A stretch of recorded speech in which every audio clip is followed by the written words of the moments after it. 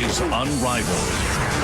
Coast to coast and beyond, the nation comes alive for Capital One Bowl Week.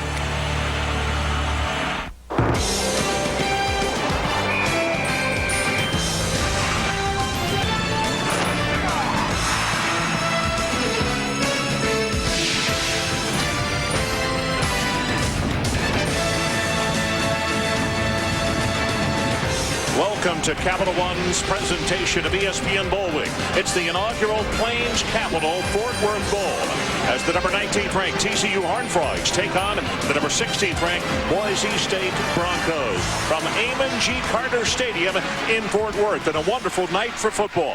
Hi, everybody. Ron Franklin along with Mike Gottfried. And unless you're going to the Sugar Bowl or you tabulate that one as far as the records in this ball game, this is the only other game that has teams that only have one loss. TCU is at home. Talk about that, Mike, and also what they have to do to harness this high-powered Boise team. And Ron, they've won 25 TCU, 25 of their last 27 here. So they have a great advantage in this football game. But they have to find a way to shorten the game. Boise State is so explosive. They have to run the football, TCU, and shorten this game, get off to a good start because they can't catch up if with their offense. They don't throw the ball real well, so they can't catch up to Boise State. Gary Patterson, third season as the head coach, 27-10, Coach of the Year in Conference USA last year. And on the other side, also third year as head coach, Dan Hawkins, 32-6, 84% winning percentage. He was Coach of the Year in the Western Athletic Conference last year. Boise State won the toss, and Mike, most teams are not doing this anymore, but boy, when they win the toss, they want the football. They don't want to wait until the second half.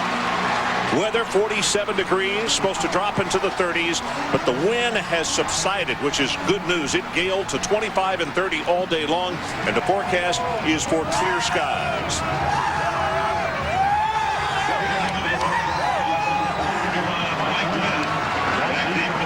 Now it's going to be Mike Wynn who will kick it off for TCU, number 41.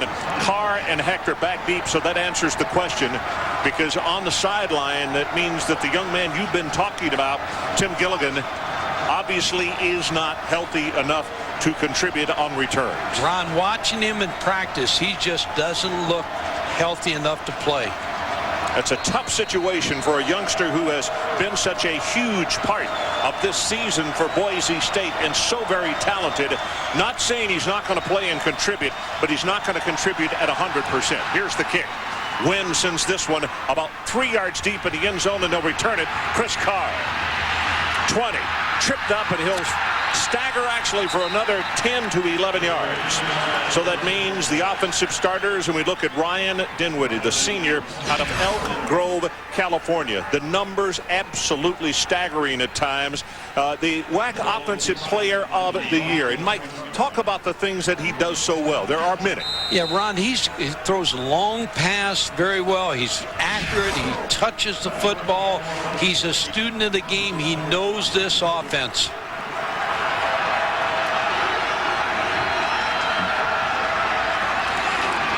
Michael, the lone setback, quick out pass, has that. Going to be a gain of 10 yards, now 12 yards, as battling downfield Acree. T.J. Acree, very fast, a junior out of Pocatello, Idaho.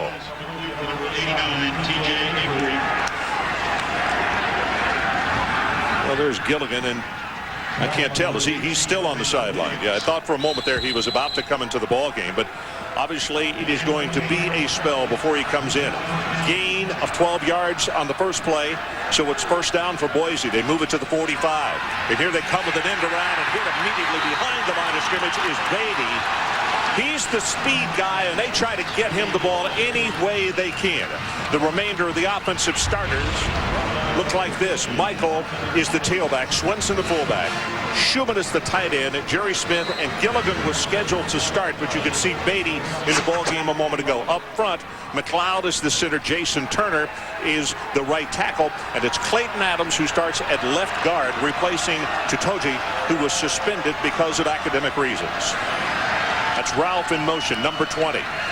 TCU comes with a blitz. Under pressure is going to be sacked. Guess who? Bo Schouman, the all-conference sackmaster in Conference USA. And Bo will knock him down back at the 31-yard line. Ron, that's the 17th sack of the season for Bo Schouman.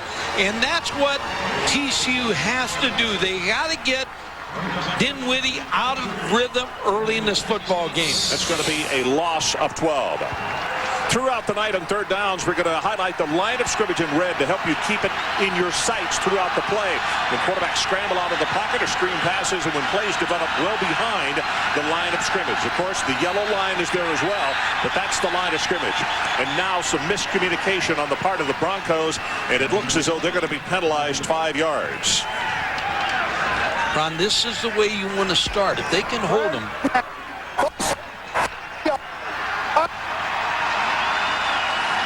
That's a confidence boost for TCU. Then get the football and start to run the ball and shorten this game. That's what Gary Patterson wants to do.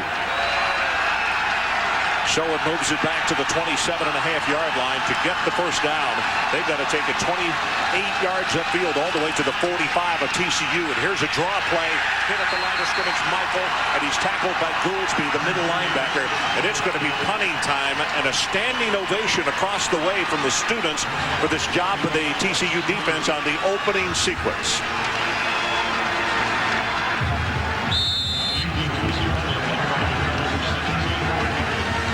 Stringer will kick it away. He is a freshman out of Humble, Texas, which is just north of Houston. Rogers, the deep man for TCU. Here's his kick, not very long, and in fact it's a wobbly spiral, going to hit behind the protect man, and now takes a big Boise State bounce. It is going to come out looking pretty doggone good on paper. It'll be touchdown after a 45-yard kick and roll at the 27. So let's take a look at the starters for the TCU Horned Frogs. Brandon Hassel, he's a junior out of nearby Arlington, Sam Houston. And Mike, physically, this young man is very talented. He was just thrown into the fray with not a great number of snaps. Yes, Syracuse and Missouri both recruited him as a quarterback. 7-1 as a starter. Ty Gunn went down after the second ball game in practice, and they said, Mr. Hassel, the job is yours.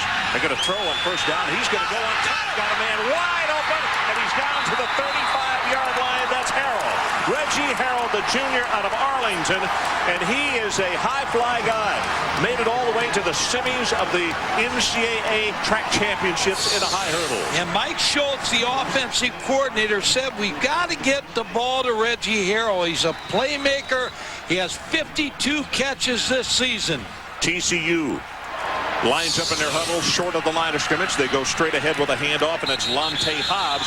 So TCU trying to get the pace of this ball game hurried up just a little bit. Here is the remainder of the offense. Robert Merrill at tailback. He'll swap time with Hobbs, who just carried. Hyder is the fullback. They switched him over from tailback. McCarty, the tight end. Galbert and Harold, who just had the big catch of 40 yards, are the wide receivers. Alabi, the left tackle. Culp is the man replacing Johnson, who was suspended for tonight's ball game, in the middle.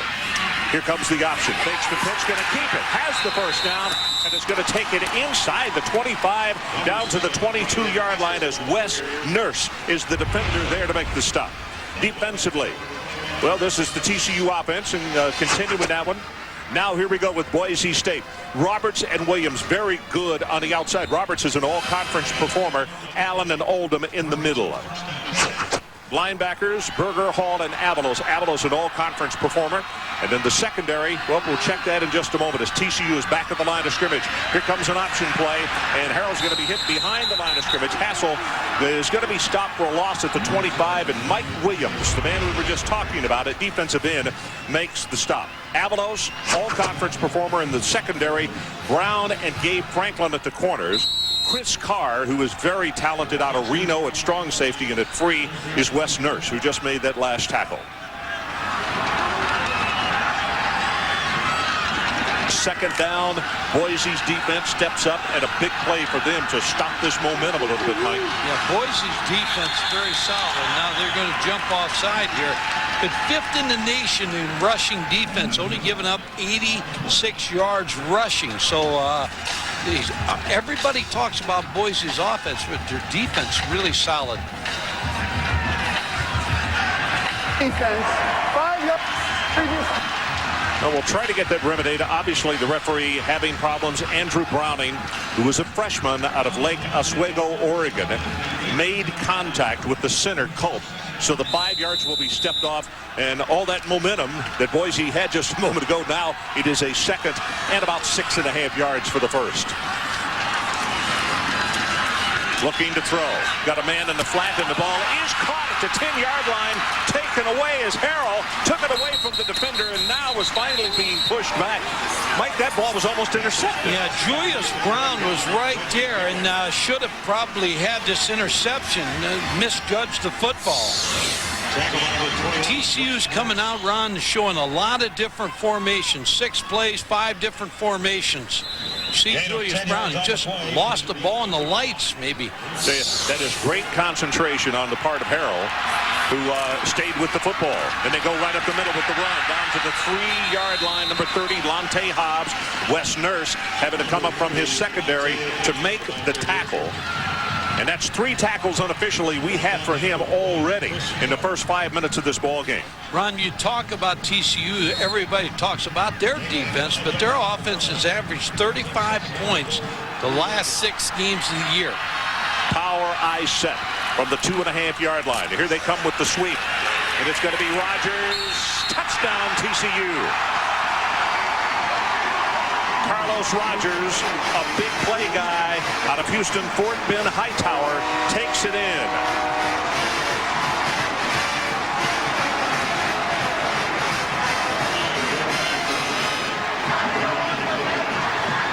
Nick Brown to attempt the extra point, trying to put the Horned Frogs on top by a count of 7-0.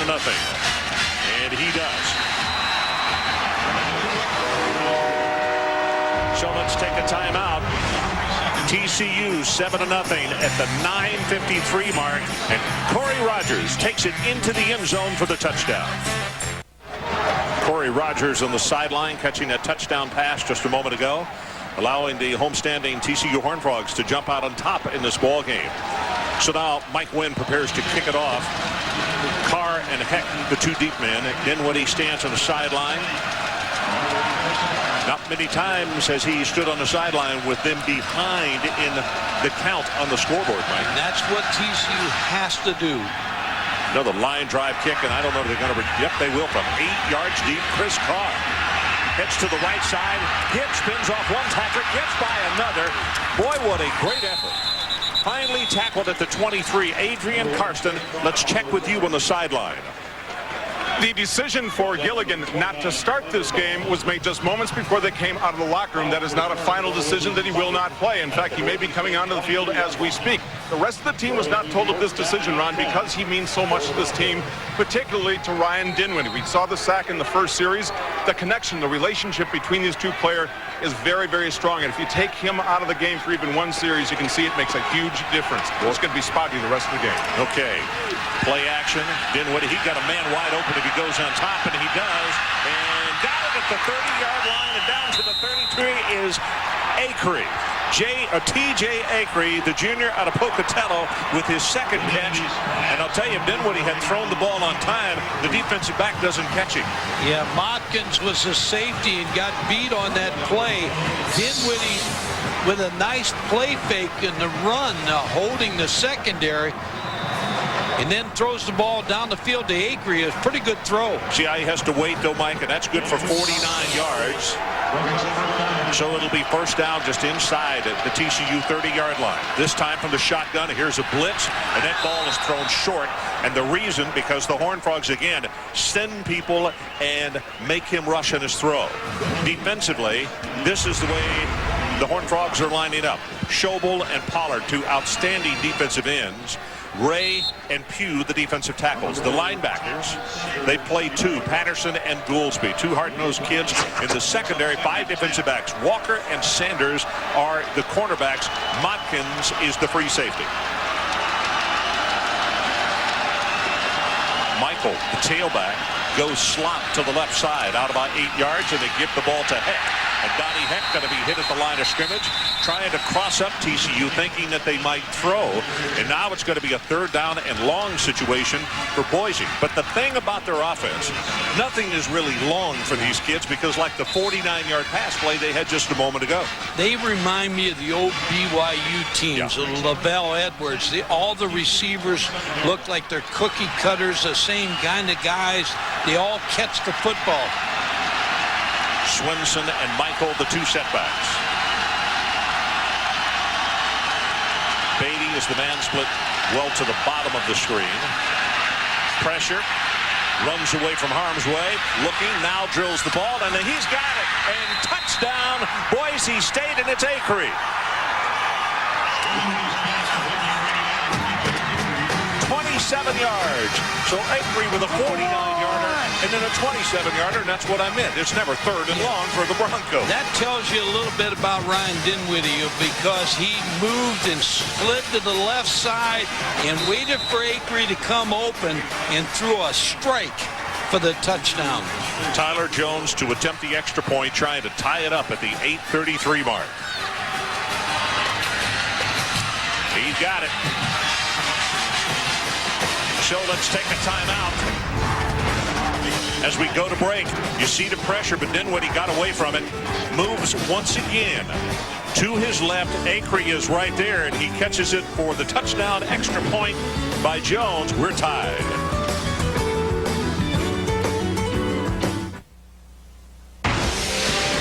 ESPN's exclusive presentation of the 2003 Plains Capital Fort Worth Bowl. Presented by Plains Capital Bank.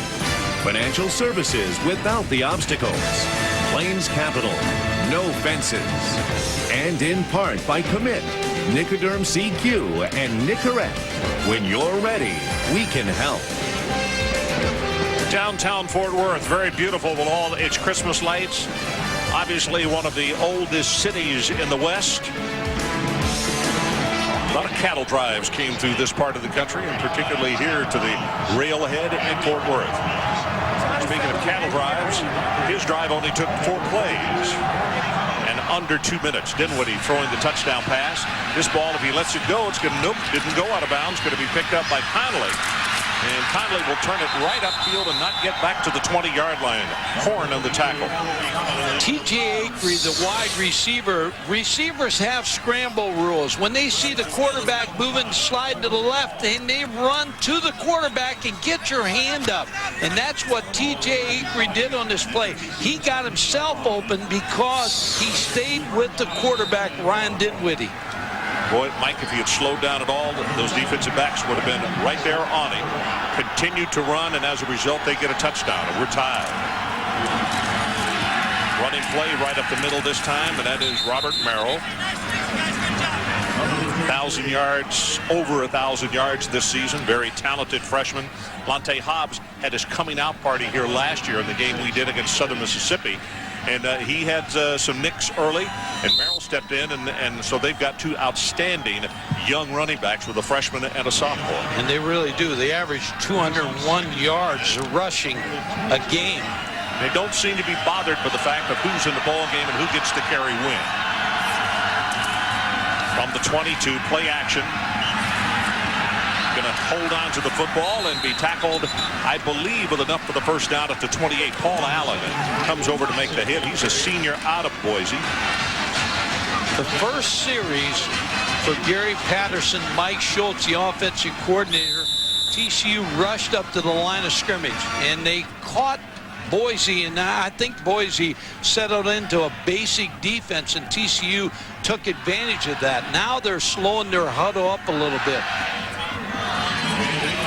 DePriest, number 19, who's a freshman out of Keller, comes into the lineup, and Hassel looks up at the game clock. They have to call a timeout so they don't get a delay of game. So we have a timeout with 7:26 remaining, opening quarter. And we are tied. TCU 7, they scored first, and then Boise came right back in 4 quick plays. Good evening. My name is Alan White, and I am Chairman and CEO of Plains Capital Corporation, a Texas-based diversified financial services company with locations throughout the Southwest. We're very proud to be the sponsor of the inaugural Plains Capital Fort Worth Bowl. We want to welcome you, and we hope you enjoy the game. And we're back. 7:26 left to play in his opening quarter. And if the second half of the first quarter and then the second, third, and fourth quarters are as exciting as what we've seen so far, you're going to have a heck of a night here, Mr. Godfrey. First down from the 29. Draw play, and it's Merrill. And Merrill will go for, maybe a couple, 2.5 yards on the play. Brandon Hassel on the last drive. First play, they picked on Julius Brown, the corner, and got wide receiver wide open. And Hassel again, Julius Brown almost made that interception. Then Acree caught a short pass, took it in for the touchdown, or Rogers, I should say. And that was the first score of the night. Play action. Steps up. Man is covered and going to scramble and finally knocked out of bounds at around the 35-yard line. Wes Nurse with, a really good hit over on the near sideline. And for TCU, it's going to be third down, and I think around 4 yards to pick up the first. They've got to go to the 39.5-yard line. Well, Wes Nurse delivered a blow there to Hassel. He made 15 tackles against Oregon State. He's 13 on the career tackle list at Boise State. He's been in a lot of them. Well, what the coaches say, just pure and simple, he's always around the football, and that has truly been the case so far tonight. Back in the pocket. Got it complete. That's going to be enough for the first down to Corey Rogers, and Rogers gets away from the first defensive back. Corey Hall finally pushes him out of bounds, but they're going to spot him down at the 50-yard line. That's good for 15 yards on the play. Yeah, Corey Rogers, when I talked to the coaches, they said he's a quarterback in high school, but he ran the option. It was like Barry Switzer's OU quarterbacks. He was so good running the option that they made a receiver out of him at 34 receptions. 2 tight ends in the ball game this time, and the running play is not going to go for very much as Merrill is hit behind the line of scrimmage. Ran into his own blockers in Bray and Taylor. Chris Carr was there to make the stop. But TCU will continue to do this. The fans will say, hey, you're moving the ball, throwing it. Why don't you throw it more? They still, the bread and butter is to turn around to either Hobbs and Merrill and put it in the stomach and say, we're going to run clock here and keep the ball away from the opponent. Yeah, their play-action passing game is their game. But they want to run the football to set that up.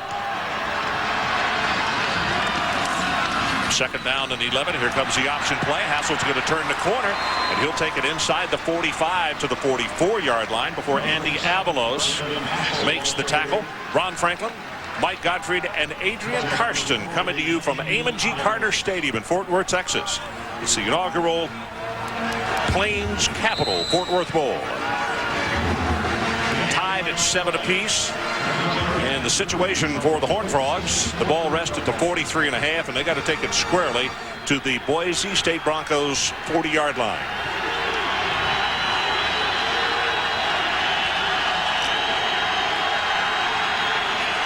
Two tight ends, McCarty and Moss. That's Merrill in motion. Blitz is coming. He's going to run for it. Going to have the first down and more. So Hassel proving his really good athletic ability. Gabe Franklin made the tackle, but it's a gain of 9. Avalos was the man who had the pressure.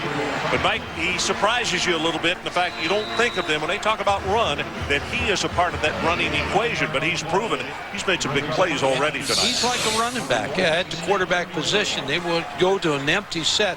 Ron, the other thing I see different now in TCU, they're letting that clock run down to about 8 seconds before they run the ball. They want to shorten this game. New set of downs from the Boise 35. Quick out pass. Got that one there to Rogers. Rogers tries to cut it back upfield. Short gain. Maybe 3.5 yards of the play. Andy Avalos again there to make the defensive stop. And if you're playing Boise State, it's a pretty good strategy because you want the time to click off and you want Dinwiddie on the sideline. You want that offense to sit over there for a long time.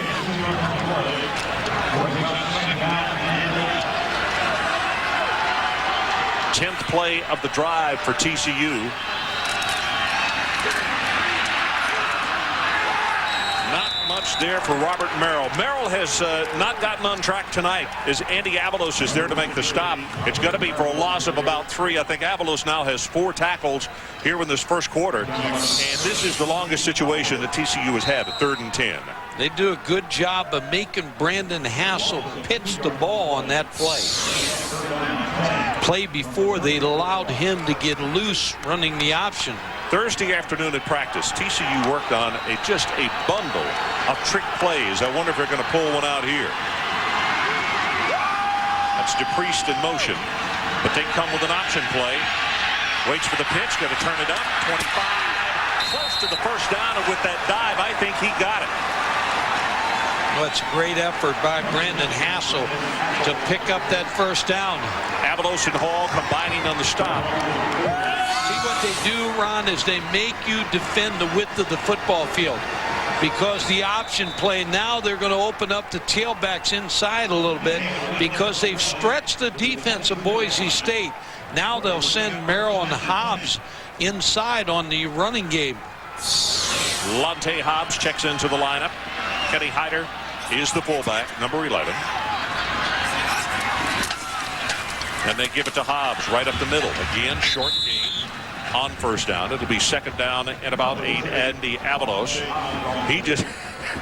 Avalos is going to have an extremely high number of tackles if he continues this up.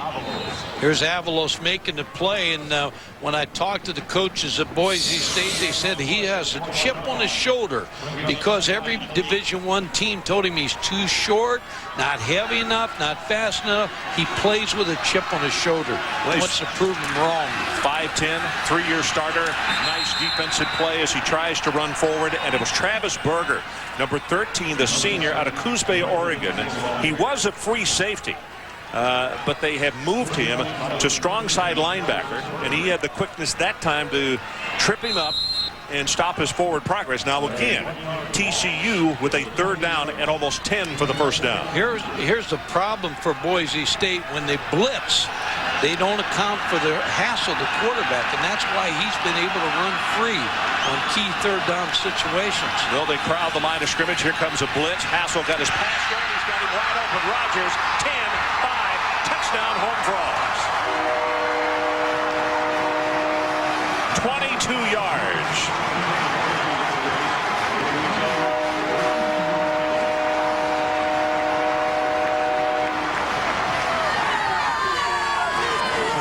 It didn't even look like a pick play. They just got him wide open. No, they're running this shallow cross with Rogers, and they're just not picking up the receiver on the crossing route.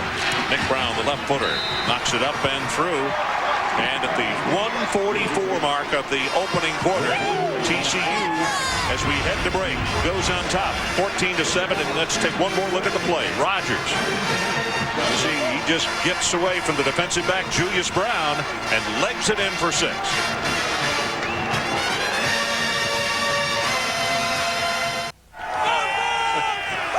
Santa making a quick trip into Fort Worth. TCU on top. Mike, talk about the play here. This is a shallow cross route right here, and Julius Brown's the corner here in press coverage, but they run this against man coverage, and Julius Brown gets so far behind he has to go outside the tight end. Can't catch up to Rogers. A great call by Mike Schultz. When you get down to the 20-yard line, you figure the blitz is coming. You figure you're going to get man coverage. A shallow cross route is a great route. David Michael and Donnie Heck, the 2 deep men, as Mike Wynn prepares to kick it off for the Horned Frogs. Got under this one's going to be short. Quick spinner. Hits at the 11. Going to be picked up by Michael. And Michael stopped at the, what are they going to say, the 13-yard line. So not good field position for Boise State. Tomorrow night, Capital One Bowl Week continues on ESPN with the Las Vegas Bowl, 7:30. The Pac-10's leading rusher, Steven Jackson, and Oregon State Beavers take on the New Mexico Lobos. Coverage begins with Game Day presented by Outback Steakhouse at 7. It's all a part of Capital One Bowl Week on ESPN and ESPN2. Ron, I had that game last year, New Mexico and UCLA, picking an upset tomorrow, New Mexico, to win that football game. I like what Rocky Long is doing out there. Michael and Heck of the two setbacks. Ralph in motion. They go straight ahead, and not much doing as Robert Pollard, the big defensive end out of Beaumont Westbrook, comes over to make the tackle on David Michael. Mike, we're about to go under. 1 minute left in this opening quarter. Talk about the pace of play and the way things are going right now. It is a little bit in favor of TCU. Without a doubt. TCU. Gary Patterson said in the high 20s, low 30s, we can win this game. Can't get a shootout.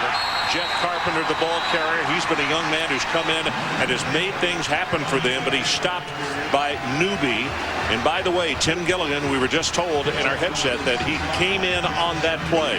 So we'll keep an eye on him and see if they're able to get the football to him. In case you joined us late, Tim Gilligan, who has been an all-everything performer for them, a senior out of Elko, Nevada. He goes back to the bench, has a knee problem and also a thigh injury, and is not able to go full speed tonight. Schouman in motion.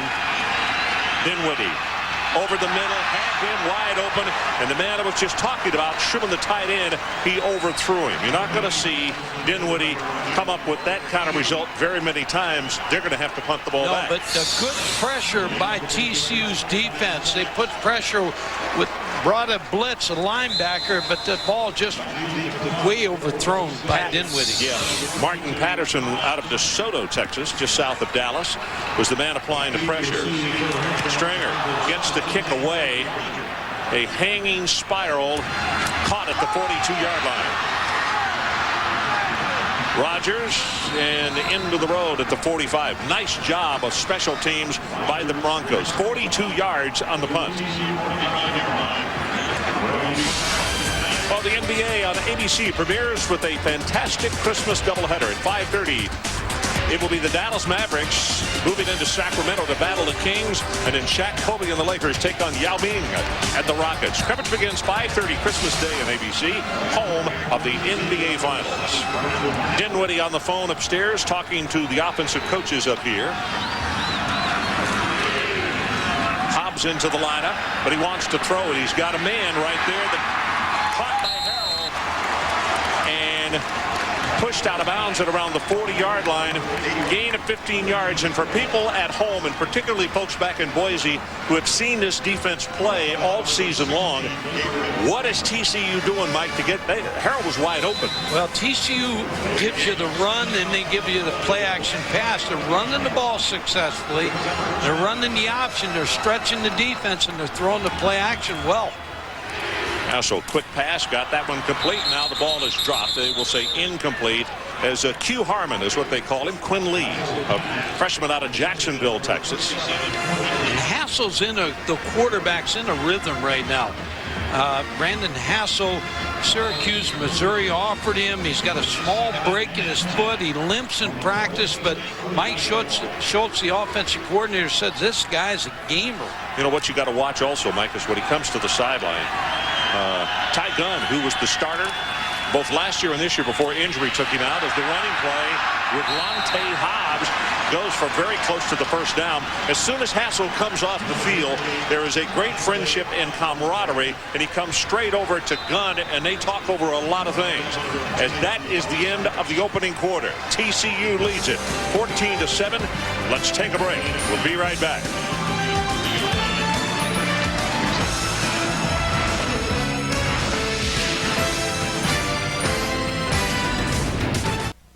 So we're back 14-7, TCU on top. And Mike, when you look at the stats for the entire season, Boise has scored 151 points in the first quarter of their games this year. But in this quarter number 2, 204. And TCU's doing exactly what you got to do, what you made the point of. You got to keep the football away from them. TCU has a beat on this defense right now. Merrill, not much as he goes at left guard. Going to be a gain of a couple. Defensively, Avalos gets off the bottom of the stack. Also, number 90, Paul Allen, a senior out of Boise. Here's what's happening, Ron, to Boise. They're playing man coverage. And when TCU runs the option, they run the corners off, and you get one guy blocked, the quarterback's running free. Here they come quickly back to the line of scrimmage. Play action, throws, got a man wide open, catches it at the 17-yard line, Reggie Harrell. So, Mike, they're going back. And talk about what this causes, lining up closer to the line of scrimmage, breaking the huddle, and coming up with the quick snap. Yeah, Boise State's defense. Right now, TCU and all the tape that they've watched, they have a good beat on these guys right now. They know what they want to do to them. They're doing it. And if Boise State doesn't adjust right here, TCU could put a lot of points on this defense. Well, they had to bring the chains from all the way across the way. And as you can see, the yellow line could have already told this officiating crew that it was a first down. Good officiating crew. Yeah. Mid-American Conference you're right. has done a nice job here in the first quarter.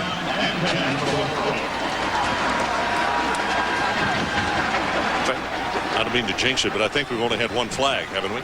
The contact at the line of scrimmage. That's it. That's obvious. Yeah. Well, here they come, breaking the huddle quickly again with a first down. Sets deep in the pocket, going for the end zone, and the ball is overthrown. Pass intended for Corey Rogers. Adrian Karsten, let's check back with you. Talked with the head of tonight's officiating crew, Mr. Raymond Vaughn. They come from, he's from Cincinnati, Ohio, and as Mike mentions, they have never seen these two teams before. About 3 to 3.5 hours of pregame preparation. They look at tape, they study the players, and they said, we don't want to prepare too much. We want this game to be special for these guys. They've worked hard at it. We want to work just as hard as they do. Well, that's a great point. That's what a good officiating crew does, Adrian. Here comes the option down the line of scrimmage, and there you see quickly they come over and make the tackle at the 15. Corey Hall this time. That's a great point Adrian made, because you have neutral officials for the bowl game, and they've never seen these guys this year. And so they watch tape, they study, they work hard so that they can be adjusted to the different formations they're going to see tonight. Two tight end alignment, McCarty and Chad Andrus. Lante Hobbs is the tailback. Third down, they need to take it inside the 9-yard line. Got a man at the 10-yard line is Quinley Harmon, and I don't know if he's not going to have the first down. He's going to miss it by a couple, and it's a fourth down. Coach Godfrey did. Field goal. Even though you're playing Boise State, which is going to take a lot of points to beat them, you still see what it is. 4th and 2. Yeah. They're going to go for it. And they're thinking like you're thinking, that they're going to need a lot of points unless they try to draw them offside.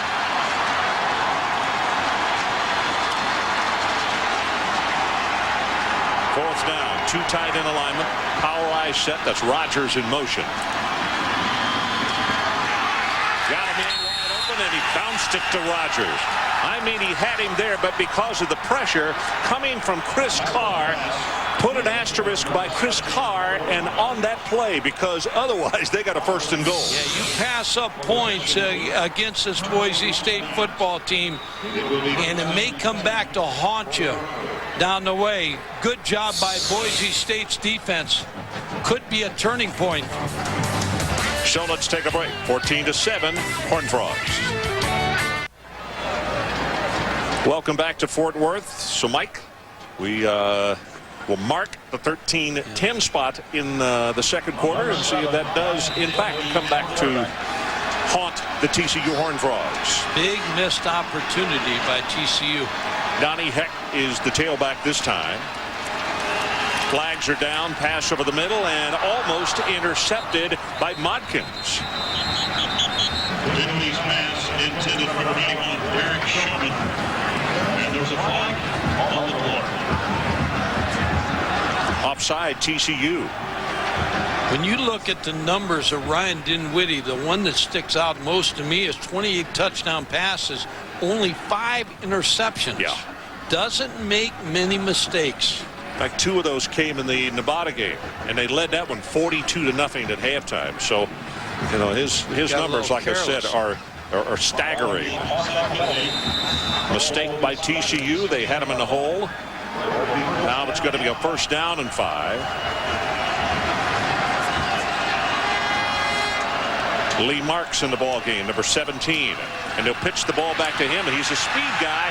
Breaks off one tackle and comes out over the 20 to around the 23 before Brazil is there to make the tackle. And Ryan Dinwiddie, one of the better quarterbacks in the country. Here with play action pass and then touch going down the middle in the first quarter. Here's a touchdown pass, scrambled. T.J. Acree moved with the quarterback, and he hit him right on stride. So that was a first down picked up by Lee Marks. See the numbers on Dinwiddie. Here we come with the draw play. Woo, not much doing there. Marks is not real big at 171 pounds. Q comes up to make the tackle. If you're going to run him between the tackles, you better make sure that a lot of people have been faked. Otherwise, he's going to pay for it big time. Good player. Yeah. Only a sophomore. Ron, you look at Boise State outscored the opponents 362 to 109. Yep. So they get off to a big start. Well, slow starting here tonight. Well, they scored in 4 plays, though, on the drive that they did score on. TCU showing blitz, possibly an audible. And here they come. And the pass delivered. Got it to Acree, and Acree still loose. 40, 45, and it's going to be written out of bounds. It's Brandon Williams who will push him out, but it's a gain of 26 yards in the play. T.J. Acree is Mr. Clutch for the Broncos. Second on the team with 43 receptions coming into this game. 6 touchdown passes. A little slant route, but 2 missed tackles in the secondary by TCU. In very good position right there to make the tackle, but just didn't wrap him up. Jeff Carpenter, number 22, checks into the lineup. And the officials are asking for a timeout for a moment here.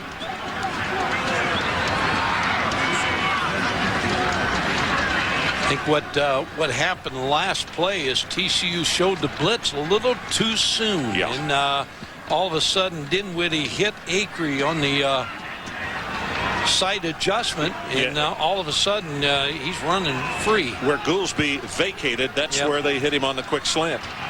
11:55 left until halftime. It was 14-7 TCU, and they're trying to get the chains squared away.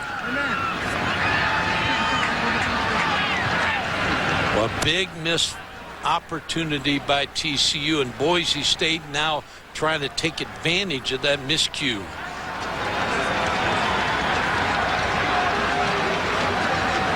You have a chance to put points on the board against this team. You better put them on. Well, Acree, this is the third 100-yard receiving game this season. Tonight already, he's got 4 catches for 118. That's a career high. And, of course, when you got a big player like Gilligan who goes down and is unable to play, then somebody else has got to step up. So we've just been told that this is a first. The officials have asked us to take a timeout. They got to fix the chain. We have a broken chain in Fort Worth. It's all the holiday, folks. We'll be right back.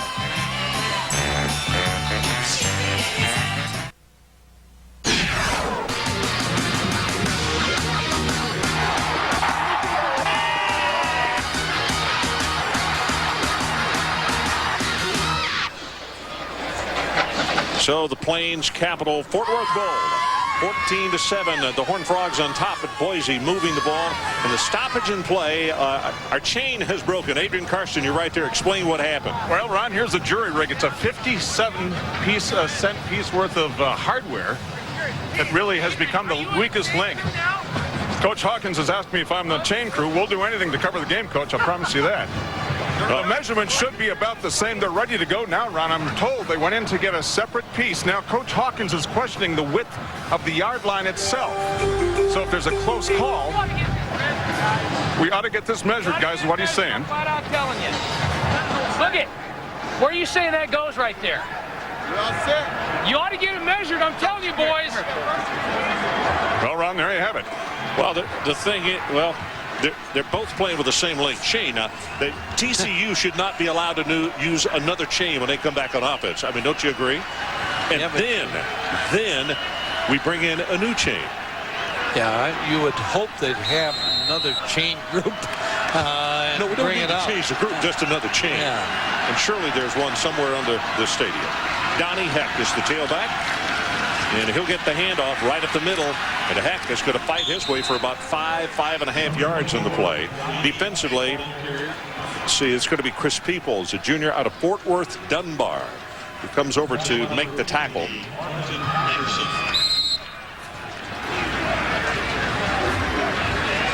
It's hard for both these teams to practice and simulate the other team's offense, because one team's a running team, the other team's a passing team. Hit behind the line of scrimmage, Martin Patterson. I mean, as many steps as Heck could take, which was only a couple, and Patterson was right there to just engulf him. He may be fortunate he held on to the football. Yeah, he's the leading tackler on this football team with 97 coming in this game. Shows you a pretty good linebacker. Very emotional player. And the junior out of DeSoto, also a big play guy. You just saw one. Third down. Line to make. The TCU 41-yard line. Horned Frogs come up to show that they're going to play bump on the outside, and they stay with it. Here comes the pressure. Pass is intercepted. Finally stopped at the 45-yard line. Gallegos is the man who made the interception. TJ Acree, I believe, fell down on the route, and that's why the ball was intercepted. Watch number 89 right here. Falls down, doesn't continue the route. Ball's thrown on time, intercepted by TCU.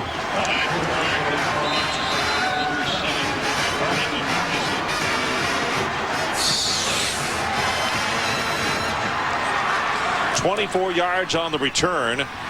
Play action. Now he's going to run it. Hassel gets to the outside. Has the first down. Goes out of bounds at the 35-yard line. When Boise State goes in at halftime, they're going to talk about the quarterback being the toughest threat in the running game for TCU. They have not been able to stop the quarterback on scrambles. Here's a play action pass.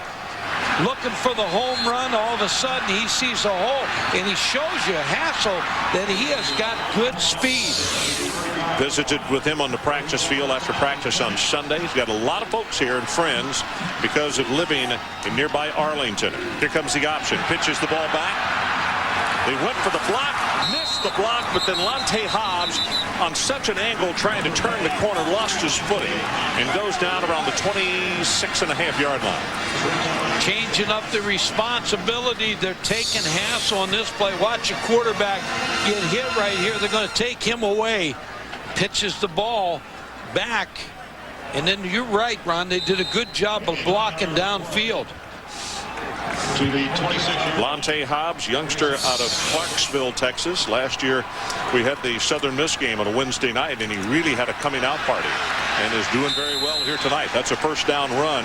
4.5 yards for him. Paul Allen steps up to make the tackle. That's 3 tackles for Allen. We had him unofficially in the first half. And we are under 10 minutes to play in this opening half.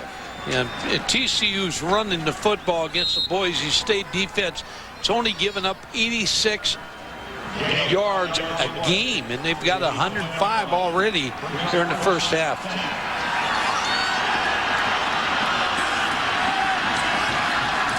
Hassel comes down with the option again. Going to keep it. He's wide open, and he will score.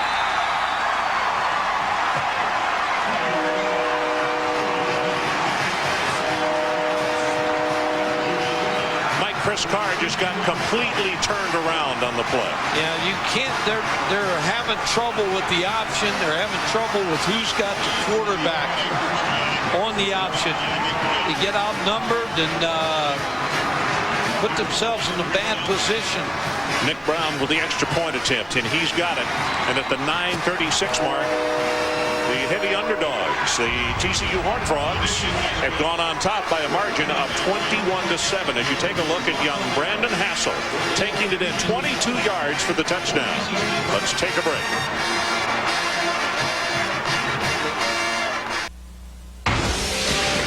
ESPN's exclusive presentation of the 2003 Plains Capital Fort Worth Bowl.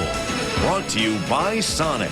It's not just good, it's Sonic good. And by GM Goodwrench, home of Mr. Goodwrench, the one and only GM expert. So we're back in Fort Worth, Texas for the Plains Capital Fort Worth Bowl, the inaugural version. Majorettes attired in their Santa hats tonight, and Christmas attire all over this stadium. Hassel has truly been devastating to the Boise State defense so far. Heck and Carr, the two deep men. Here comes Wynn's kick. And it's going to be taken by Heck at the goal line. Stumbles as he tried to make a turn, and he'll go down at the 22. Here's what happens on the option right here. The tackle's going to reach this defensive end, but the tight end and the guard are going to get the backer and the safety downfield. And nobody has the quarterback because they're being blocked downfield. So the quarterback is free, and the corners are being run off by the wide receivers. So Boise's going to have to adjust to this option. Otherwise, TCU is going to run in the end zone all night. Here comes Boise out on offense. As we said, they've scored over 200 points in the second quarter this year. Gilligan back on the lineup, number 87. Let's see if they go to him. Pressure is on. Ball is tipped, and that one was almost intercepted as the linebacker, Martin Patterson, stepped in front. He's upset with himself because he should have had a pick. Yeah, Gilligan playing with an injury, questionable knee, and you see him trying to move here, trying to make that cut. Chris Peoples was the man with the cover. And quite frankly, if Martin Patterson had made the interception, it would have been a Herculean effort because that ball was pretty high. Dinwiddie again from the shotgun. TCU showed blitz. They stay at home, and a quick pass. Whoa! Schouman is decked by Goolsby, so they fake the blitz. Audible at the line of scrimmage. They throw to the tight end, and hello. Yeah, four-man rush. Goolsby drops out, and here makes a great form tackle. Had 14 tackles against Louisville. Active player on defense. He should get credit for about 5 on that one, Mike. Gilligan back in the lineup. It is third down. Boise needs to take it to the 32-yard line to hold on to the football. This time Dinwiddie under center. Short drop, quick look in, and he's got him. That is Acree. Plenty enough for the first down. He'll take it to the 46 before Mark Walker came over to make the tackle. That's good for 18 yards. Well, they hit Acree again with Mark Walker, the defensive back. Once he gets inside now, he's got him beat. Mark Walker took the head fake and moved outside, and Acree inside for the first down. Jeff Carpenter checks into the ball game, number 22, sophomore.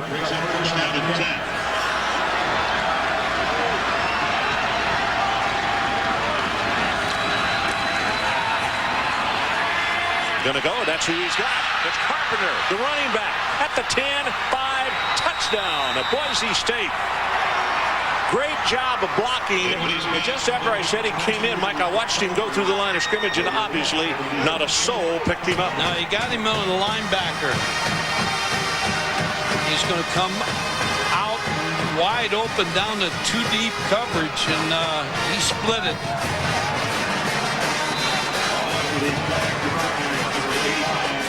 Gary Patterson upset with a corner. Mark Walker. Tyler Jones to attempt the extra point. He's got it. We got a 7-point ball game. And again, not only does Boise score, they score very quickly. One more look at it. Carpenter just slips him out of the backfield. You can see TCU players running well behind him. And we got a 21-14 game. Don't go away. We'll be right back.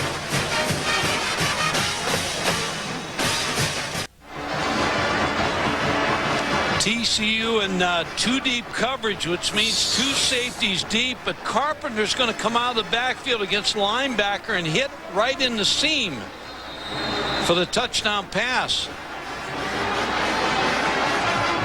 Beats the linebacker, nobody home, safety bit on the outside, and then after the play, Mark Walker, who's the safety, corner, went over the sideline. They had an exchange with his coach, Gary Patterson. Well, I think that was a play before. I think it was too. I think when Acree ran the crossing route. Yeah. This kick is going to go out of bounds, so TCU will have good field position at the 35-yard line. So we got fireworks on the field and also on the sideline. Broken chains. What a holiday night this is. Tonight's Aflac trivia question.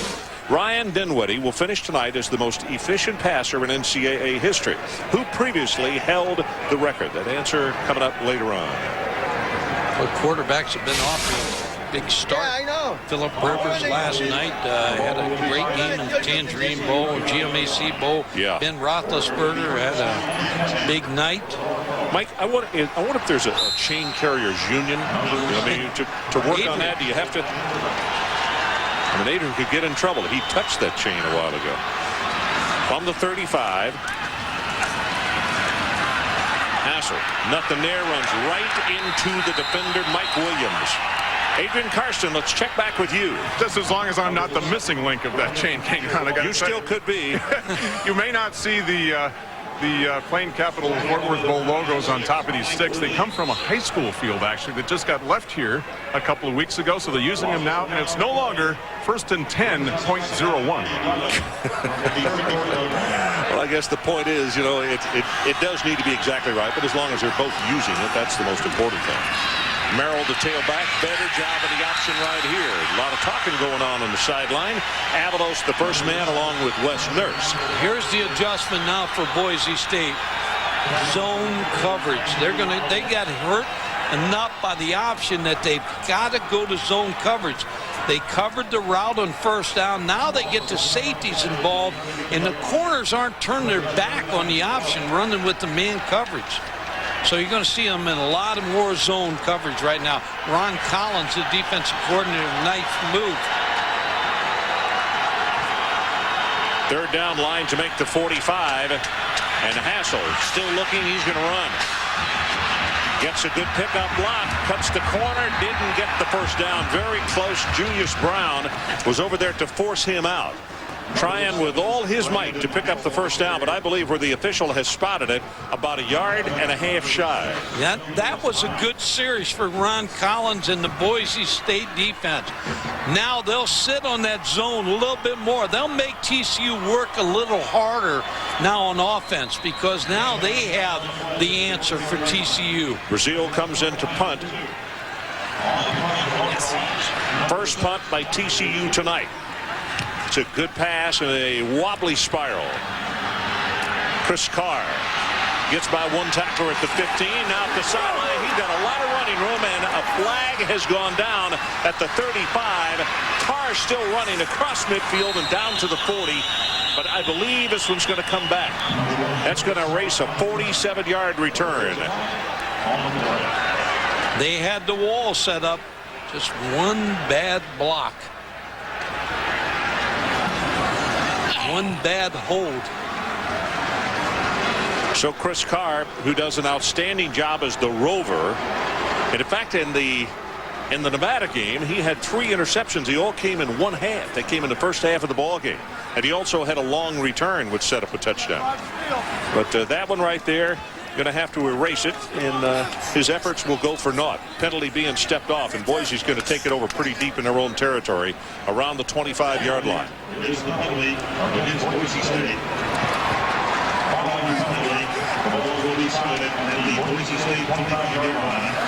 There's a first down and 10 for the Broncos.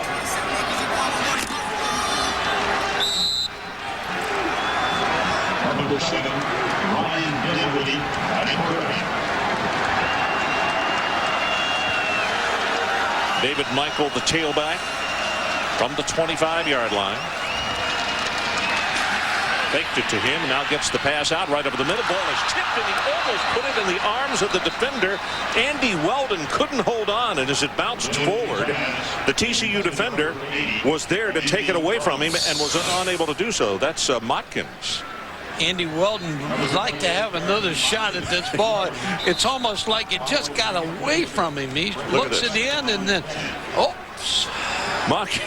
Motkins couldn't believe what was coming his way. 2nd down and 10.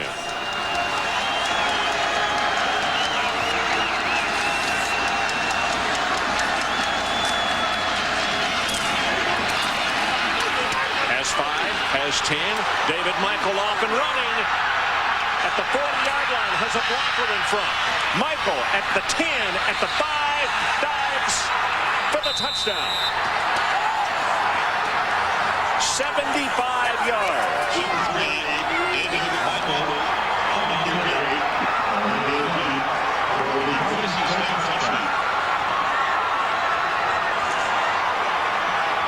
Great block by Lawrence Beatty, number 9. David Michael with great speed to get in that end zone. I'll tell you what, he ran a long way as he started off to the left, cut it back across the field, and he really did show some great open field burst. Tyler Jones to attempt the extra point. He knocks it home, and it's a 75-yard touchdown run by David Michael. There he is right there, a 5'11", 205-pound senior who dives into the end zone, and it's 6-12. We are tied. Imagine a place where dynamic learning and a picturesque setting come together. Experience award-winning faculty, state-of-the-art technology, and the very best in academic programs. Explore a vibrant capital city where job and internship opportunities abound in government, healthcare, industry, and the arts. Discover Boise State University, where dreams become reality. Boise State University. Real education for the real world. No, quite an effort by that young man right there. 75 yards in the pass play. And just like that, Boise simply does not have long drives. They want to get it taken care of now. Yeah, that's the 39th touchdown by David Michael. Tyler Jones is going to kick it off. TCU 21, Boise 21. That's what you're talking about right there. Quick strikes. From the goal line, Corey Rogers. Rogers spins off one tackler. Finally will be stopped at the 23. Here's the run by Michael. Breaks through, gets a nice block. Now Beatty, number 9, is going to escort him. He gets the final block. Allows him to score. Now TCU's got to answer. Lonte Hobbs comes out with the offensive unit operating at tailback.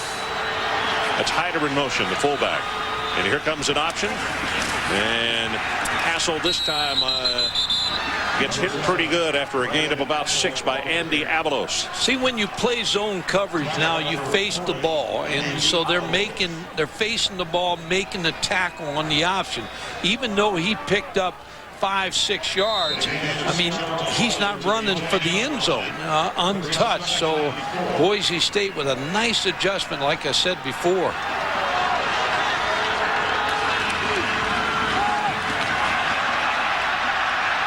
Hobbs has the first down plus about 5 yards. Avalos again. We need to check officially. We think he is close to double figures. Either that or that's his 9th tackle. Now when you look at TCU, they've got to take Hobbs and Merrill and run inside a little bit more to keep this Boise State defense honest. I'm just going to ask you, Mike, the minute they go to a zone, talk about what you counter with. Yeah, you got to run inside. Now you got the outside patterns, your regular passing game. But Hassel. Throwback. Got it complete. Not going to go for very much to McCarty, the tight end, though. Chris Carr will make the tackle on him.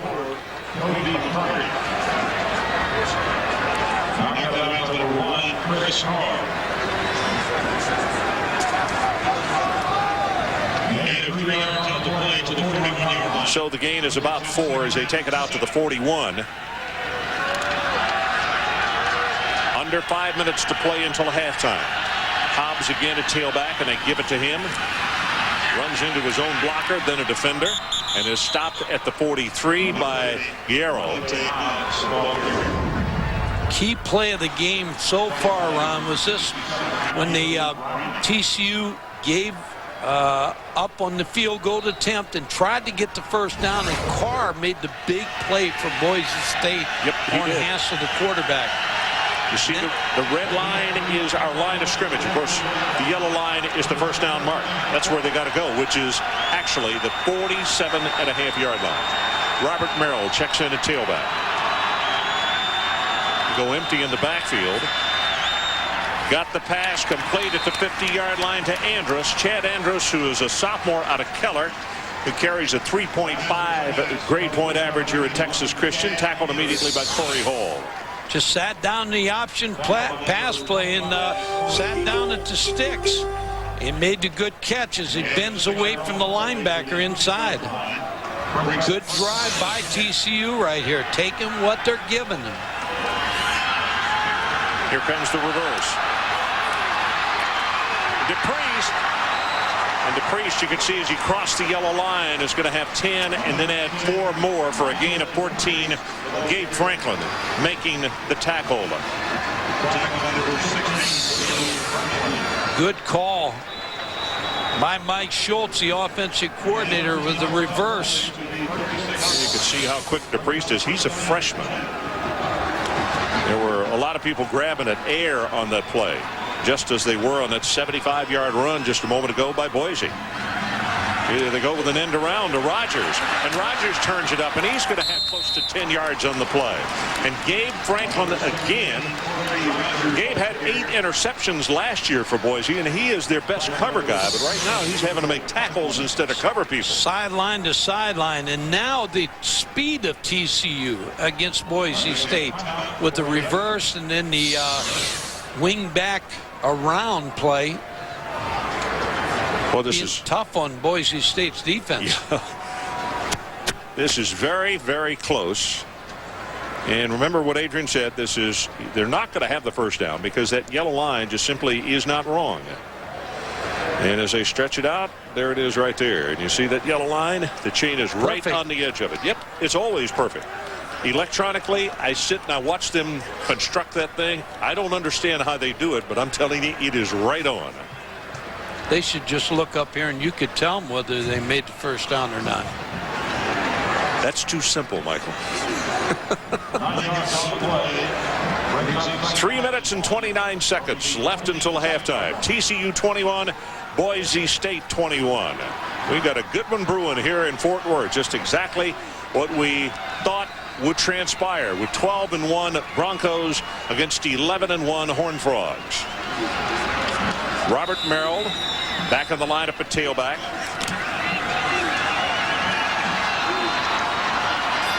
Second down, quick count. And they go right up the middle with Harrell, and he will take it. Merrill with a second effort all the way down to the 13-yard line. Now the TCU offensive line just knocking them off the ball. Boise State defensive line, the linebackers, Robert Merrill, who averaged 5.6 yards per carry this year. This is his longest effort of the night, Mike. Yeah, just as you see, just did a good job of getting free in the inside. Alabi is the man who made the tackle. Horned Frogs at the 13-yard line of the Broncos. Option pass under pressure now. Still looking. And just throws this one away. That was Browning, Andrew Browning, who was applying the pressure on Brandon Hassel. All the injuries that TCU's had this year, and Mike Schultz, the offensive coordinator, Eddie Williamson, the offensive line coach, assistant head coach, said they couldn't imagine doing as well as they did with all the injuries that they've had. Well, you know, Ty Gunn went down with a shoulder separation after the second game. It happened in practice. He was injured last year. He was never hurt, really, when he was in high school at LaGrange. 10th play of the drive coming up. Down the line with the option. Turns it upfield and will be tackled at around the 7-yard line by Wes Nurse. I'll tell you, Avalos and Nurse have got an absolute shopping bag full of tackles in this first half. Yeah, Avalos, we could call him the doctor and the nurse. They're hitting everybody. Wes might not appreciate people in the hospitals. There's 280 career tackles coming in this game, so he's made a lot of them.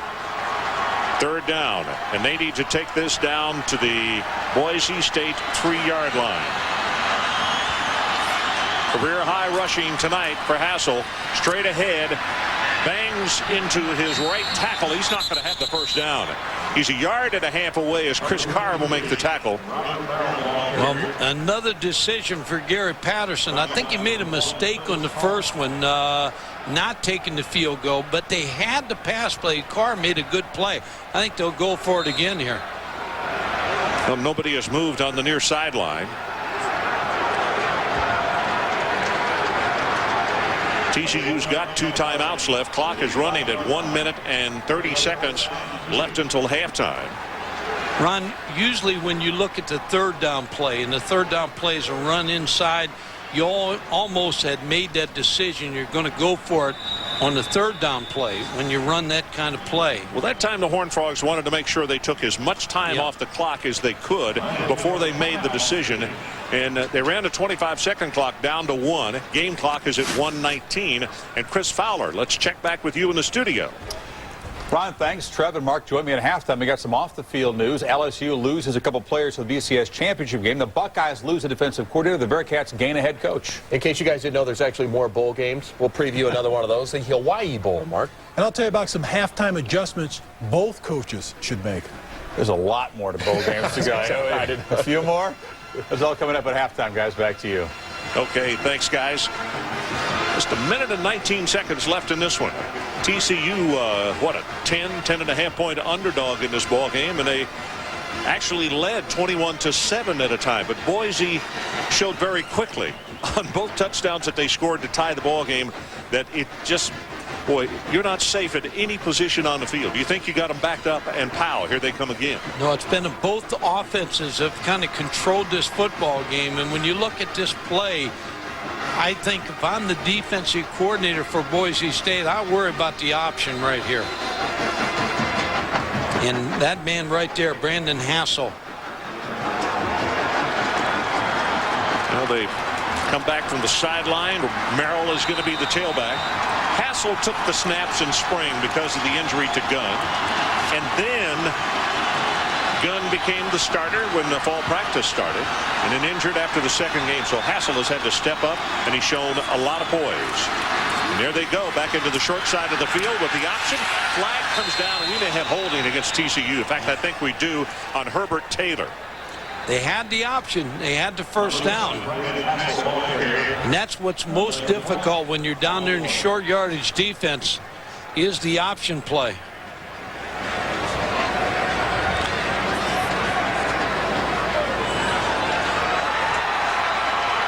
Well, I think TCU's mind will be made up on this one, Mike.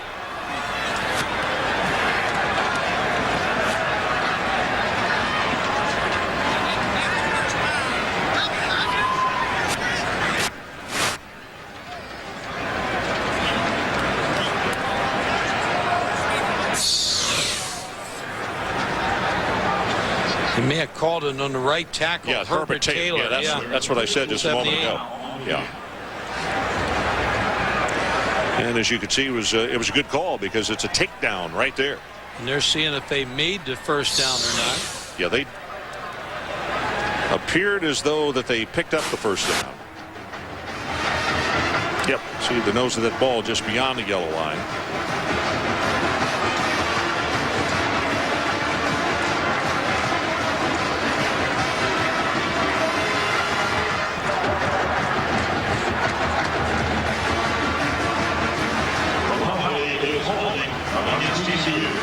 So they'll step it off, and we are still having problems with the referee's microphone, but it was pretty obvious in looking at the replay exactly what happened. And that means that place kicker Nick Brown, number 9, a senior out of Garland, Texas, will come out on the field. In fact, he's already out there. He's 27 of 32 for the season in field goal attempts. Finance major.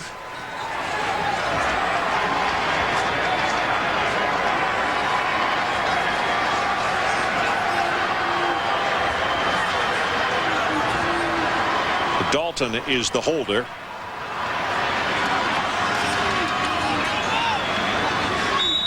They let it run all the way down and called a timeout because the play clock and the game clock had been whistled in, so Gary Patterson is trying to take as much time off that clock as he can. They had another timeout to burn, which they just used. So it gives us an opportunity to give you the answer to tonight's halftime trivia question. Ryan Dinwiddie will finish tonight as the most efficient passer in NCAA history. Who previously held the record? The answer is Danny Werfel of Florida, 163.6 efficiency rating. And Danny Werfel was a great quarterback for Steve Spurrier and a real representative for college football. A nice young man. And that's a respect for Dinwiddie that Gary Patterson alertly let those seconds run off. You also got to give credit to the TCU coaching staffs, because all coaching staffs don't totally understand the rules as well as some others, and they knew that the game clock would be whistled back in as well. So with the extra timeout, go ahead and burn those seconds that you can, and that's exactly what they did. This ball is going to be placed down at the holder has not gone down. There he goes. He'll go down at the 22-yard line. So it's an attempt of 32 yards from that right hash mark.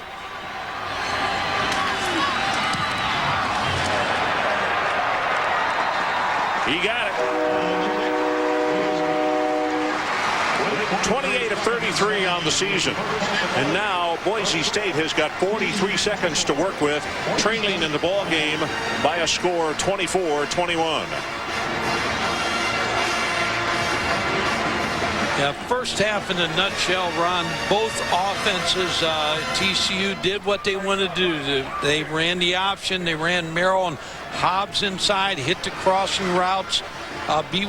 Boise State then moved to a zone defense, so now they've got the inside running game. On the other side, Boise State's offense, without Gilligan and Smith not playing as much, it took them a little while, their receivers, to get acclimated in tune with each other. But this offense is, in the second quarter, has really opened it up.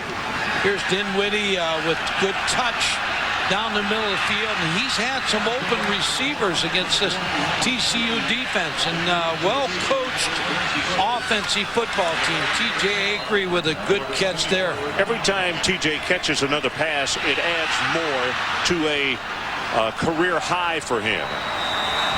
He was over 100 yards after he had caught his fourth pass. Here's Wynn's kick. It's going to be high and short. Over to the right side. Gathered by Carr at the 11-yard line. Got an opening. And Carr will be stopped just short of the 40-yard line. So TCU trying to use that boundary as still another special teams player, and kind of backfired on him, because Boise's got outstanding field position with 36 seconds left. The other thing Boise has is outstanding special teams. They put a lot of pressure on you in every area of the game. It's one of the reasons we talked about with the absence of Hall and Brad Allen tonight, who were suspended because of grades. Both of them key players on special teams for Boise. David Michael, the lone setback. Sets in the pocket, got it over the middle. The ball tipped away. Schouman was the man, but Patterson got a big hand up and knocked it away. Patterson's had a first half that's been very good for Martin Patterson, the linebacker. Got on the tight end right there, tried to get him down the middle of the field. Reached his hand up and deflected the football. Brazil and Gallegos looking back over to the sideline, trying to pick up the defensive call. Gallegos with an interception back in the second quarter. And Gilligan is in the lineup. He is at the bottom of your screen, or actually just out of your picture to the bottom. Dinwiddie with the pass over the middle, got that one complete, and that's Gilligan. And he will take it out of bounds at the 35-yard line. And now here comes a flag in. A late hit on Gilligan. Chris Peoples is the man who came in. It's a gain of 27 yards. You know, the other thing, Ron, you never know about players in college football. Tim Gilligan walked on in 1999 as a kicker. Now he's the best receiver in the Boise State football team. Playing hurt tonight. Sharp route, makes the catch, gets down the field, and then gets hit out of bounds. A little bump. if you're TCU, it's a very large bump. They're going to wind up giving up a score right here because of that. I'm sorry, that's not a personal foul. That's a no call. You get ready to head on in at halftime. The penalty moves it down inside the 20-yard line to the 18. Again, short drop. And he gets this one over the middle, but the hit immediately at the 14. Acree has the reception, and Brandon Williams is there to put the hammer on him. Like a lot of good passing teams, Boise's got all their timeouts left, so they've got 2 more left. 15 seconds showing on the clock, and they've just used 1 of those 3. They're like the old Jerry Tarkanian UNLV teams. They pressure the entire game. You get their offense presses you, their defense, special teams. Very well coached football team. Well, the situation with TCU as they go back and look at this drive, 2 mistakes, a short kick, and they didn't cover it very well because the high kick, the pooch, you're supposed to have somebody right there. They gave it up almost at the 40-yard line and then the bump out of bounds, whether you agree with the call or not. Still, you got to be careful to do that. If nothing else, catch him and keep him from falling down or something. But just the little bump, and the official threw the flag. It was right there in front of the Boise bench. And those two situations have been errors by TCU that may wind up costing them a touchdown. As you watch the sideline over there, Dan Hawkins and the coaches talking to the receivers. They're bringing new receivers into the football game. Dinwiddie, a cool, calm customer at quarterback. Gilligan checks into the lineup. He's the inside receiver. Right here.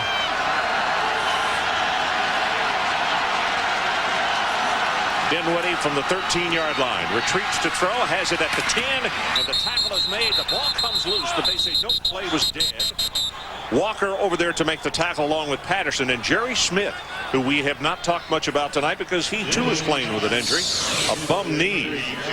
Well, he took a hit right here. Ryan Dinwiddie throws the ball out here. Watch this tackle. He slipped before the hit. Mark Walker, the corner, made the tackle. So Boise uses another timeout. They stop the clock at the 10-second mark.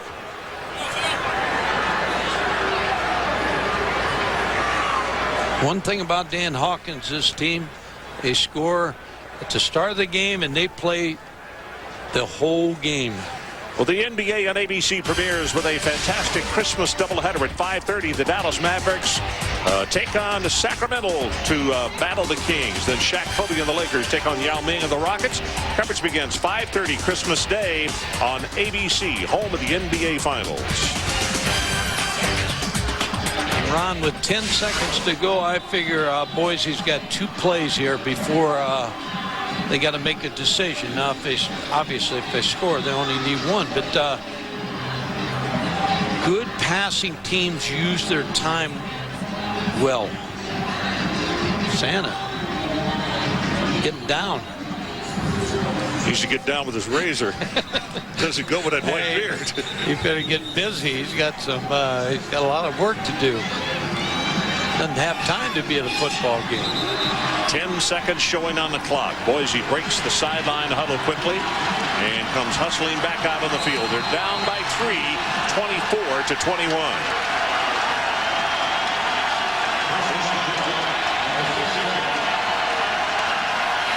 David Michael, the lone setback. Schouman goes in motion. Short drop, and he throws the fade route in the corner of the end zone. It is too far.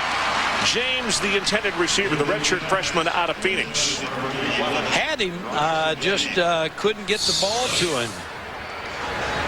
Wide side of the field, James. Ball starts to flutter a little bit on Dinwiddie.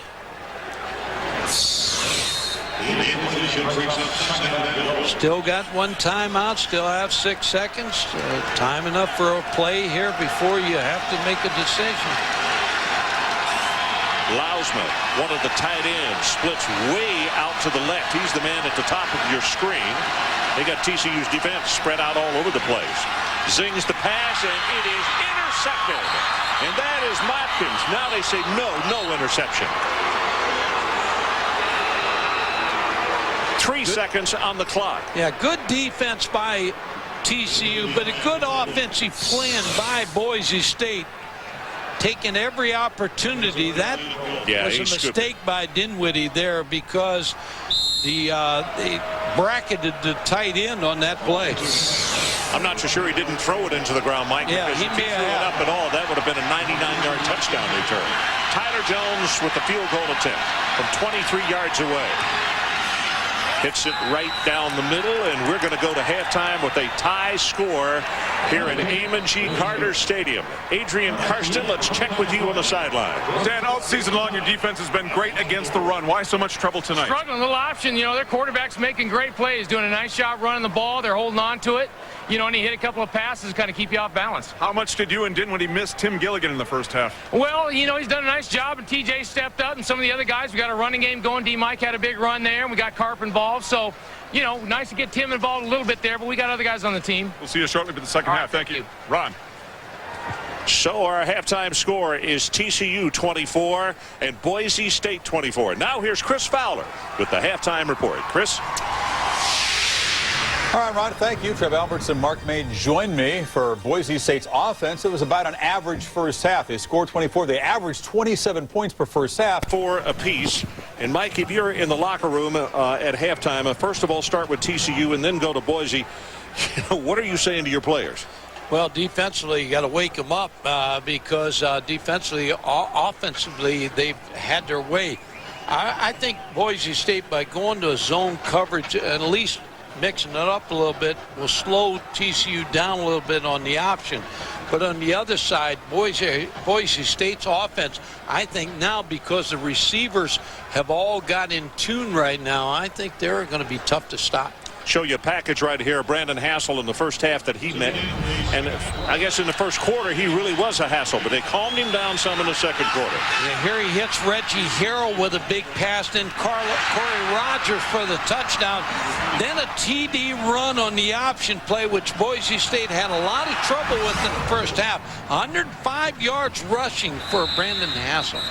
Well, that kick is not going to be returned, and TCU will start it out at their own 20-yard line. Let's take a look at the stats from the first half of play. An offensive game right here. 18 first downs for TCU. They kind of galled the running defense of Boise State, who only gave up 86 yards coming in this game. We talked about their big play, early, quick strike. And look at that. Barely 10 minutes in possession time, almost 20 for TCU. But it doesn't matter. The big stat is they are tied on the scoreboard. Robert Merrill, the tailback, and here they come with an option play to open the second half. And Merrill puts the head down. Ball is loose. And Boise State has recovered at the 26-yard line. Avalos, who had 11 first-half tackles, comes up with a big play to open the third quarter. Corey Hall, I believe, Mike, is the man who's going to knock this loose. Yeah, Corey Hall with a good hit, the option play, and they take away Hassel, so they make him pitch the ball. Avalos right there to pick up that fumble. Tough way to start for TCU. Given this field position to this offensive football team. They had a good gainer on first down, almost 7 yards into play, and they turned it over. David Michael is the setback. Dinwiddie goes under center. And they give it to Michael. Weaves his way to the right side. He's going to take it to the 21. Adrian Karsten, what do you have for us? Exactly the type of thing that Gary Patterson told me in his locker room he was concerned about starting the second half. Too much confidence, too much momentum to end the first half. If we give up the ball, we give them an opportunity to go for another big play. They had 3 of them were 240 yards in the first half. He's concerned about that. On offense, he says, you know what? I expect Boise State to adjust to the outside to stop our run. Now we're going to hit him inside. Well, you know, Mike, the interesting thing is TCU has not had to play uphill as a timeout is called by Dinwiddie because TCU has been ahead or tied in this ball game for the entire first half. And that's the key for them, Ron, because I don't believe they can play from behind. So we're going to take a commercial break. Tied at 24. Boise with the quick turnover. A quick timeout. I understand it. Donnie Heck was late reporting into the huddle, so without the proper personnel, Boise did not want to get the 5-yard delay penalty following the fumble recovery. And now Lee Marks has checked in at tailback, number 17. 5'7" Scooter. And they give it to him. Sweep to the left side, tries to bounce it outside. Gets by one tackler, and then he's going to be stopped at the 20-yard line. Modkins is the man who made the tackle. Yeah, this is where TCU's got to step up right now. You give a sudden change when you call on your defense, when your offense turns the ball over and your defense comes on the field. They've practiced this. They know what they got to do. They got to force the field goal here. They got to stop them right here. At the red line, we see it. Line of scrimmage. 3rd down and 4. They got to take it to the 16.5-yard line, as you can see, or just inside of that. Short drop to throw. Here's pressure. The ball is... Did he catch it? The official... Well, if he caught it, he was being held anyway. That's Beatty, who was there, and the officials now have given a signal to say incomplete. Wow, that's a tough call right here. Following the incompletion. Oh, I tell you what, if he didn't catch the ball, I don't know. Mark Walker with the cover on the play, but you're right. His hands are underneath the ball, and you never saw it go down to the turf, so it's 4th down. Mark Walker's all over him, too. Jones will attempt the field goal, and this is going to be an attempt of 37 yards. Gets a good pass, plenty of distance, and he's got it. So the TCU bunt will cost them a field goal to open the second half here, and the new leader is Boise, on top by a count of 27-24. Dan Hawkins is down there talking to the official because he wanted to know what the call was. He's still running after him. It's tough enough to catch the ball, and pass and catch. Got to have it. Here's the play.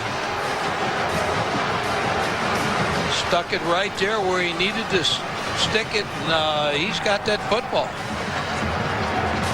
Actually, what, he and Walker both had the ball, which constitutes when he took it away, it's possession for him. So everybody's hearing it from Dan Hawkins now. The umpire, he's inside. He didn't see it.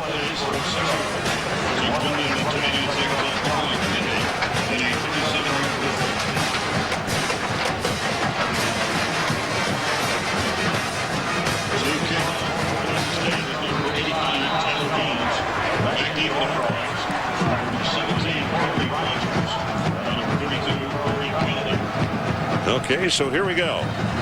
Tyler Jones to kick it off. High and very long. And this is going to come down 1 yard deep. Rogers will return. Cuts back to the middle of the field and runs over his own blocker. Going to be stopped at the 19. And tomorrow night, Capital One Bowl Week continues on ESPN with the Las Vegas Bowl at 7:30. Pac-10's leading rushers, Steven Jackson, and the Oregon State Beavers take on the New Mexico Lobos. Coverage begins with College Game Day presented by Outback Steakhouse at 7. And it's all part of Capital One Bowl Week on ESPN and ESPN2. Mike Riley, Oregon State, good coaching staff there. Took his team into that game. TCU comes from the sideline, and again, Mike, they go to the line of scrimmage quickly and go into their stance. They go straight ahead with the running play. Lonte Hobbs is going to take it for a gain of about 2 yards. I'm sure that at halftime, Boise State not accustomed to playing defense like this and giving up too many yards, and I'm sure Dan Hawkins had a talk with his defensive team trying to raise the level a little bit because they gave up big plays in the first half, and they're not a team that gives up big plays. Well, Mike, they're also not accustomed to playing 20 minutes and a half on defense, even though they are a quick strike group. Coomer comes in at quarterback, number 14. Delivers the pass and has it complete out at the 31. Good for the first down to Rogers. Coomer, a sophomore out of San Antonio Churchill, simply has not played that much, but he gets all the snaps with the number 2 unit, and I assume this is just one of those situations where they want him to play at least one series every ball game. Yeah, he's 6'3", so he's got good range. First down and 10. Crummer with the option. Cuts it back upfield. Now here is where he is not nearly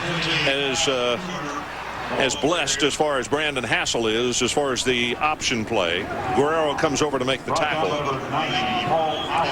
And they're checking over Hassel on the sideline. This is not a thing of him just coming into play. Hassel obviously injured on that play when the turnover occurred. Ran the option play, got hit on that play.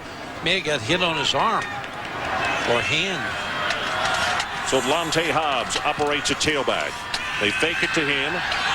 Out and up, got a guy there, and the ball is going to be short, and a flag comes down. Bruce Galbert, the intended receiver. Julius Brown with the cover. Number 6, Julius Brown in coverage.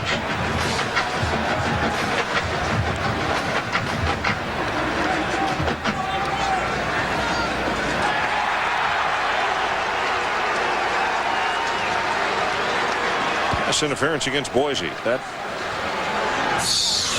Let's take another look. Julius Brown, number 6. Takeoff. Boy, I don't see that one either. Mike, it's kind of like that. The personal foul out of bounds just before halftime. So neither coach has a position where he says that he's getting all the bad calls because they've both gotten a couple in the last few minutes of play. Hey, Julius is saying it's hard enough out here to defend these guys. I got to at least push off a little bit. Lonte Hobbs starts off to the right, cuts it back to the left side, close to midfield. And Chris Carr comes up to make still another tackle. I'll tell you, some of these defensive numbers by the Boise kids is really something. Avalos, 11 first-half tackles. Wes Nurse with 9. Carr had 6. And Gabe Franklin had 5. Well, they had to play a lot of snaps, but tough spot for Cummer to come in here as a quarterback, to come in here and hold in the second half. And particularly Hassel. Yeah, a youngster who has not had that many snaps. Going to be hit from behind and dragged down by Paul Allen. Adrian Karsten, let's check with you on the sideline. More on the injury? About 3 feet behind Brandon Hassel, and they took his pants down and tightly taped his hips over the top of his hip pads and his left thigh and the inside of his left leg. Now I'm watching him walk around. He doesn't seem to have any loss of mobility. Anxious to get back in the game. We'll have to see how soon he comes back in. No indication on what the injury is at this point. Well, he got hit on the option play. And he may have got hit on the hip.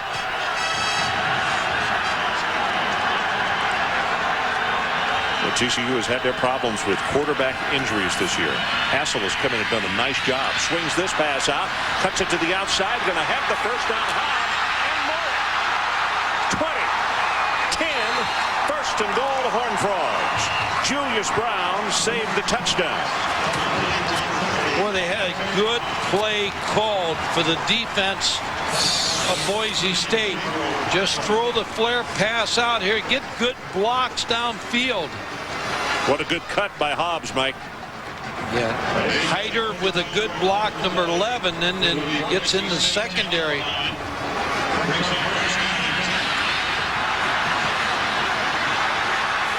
Really good run by Hobbs, and he takes it for 44 yards.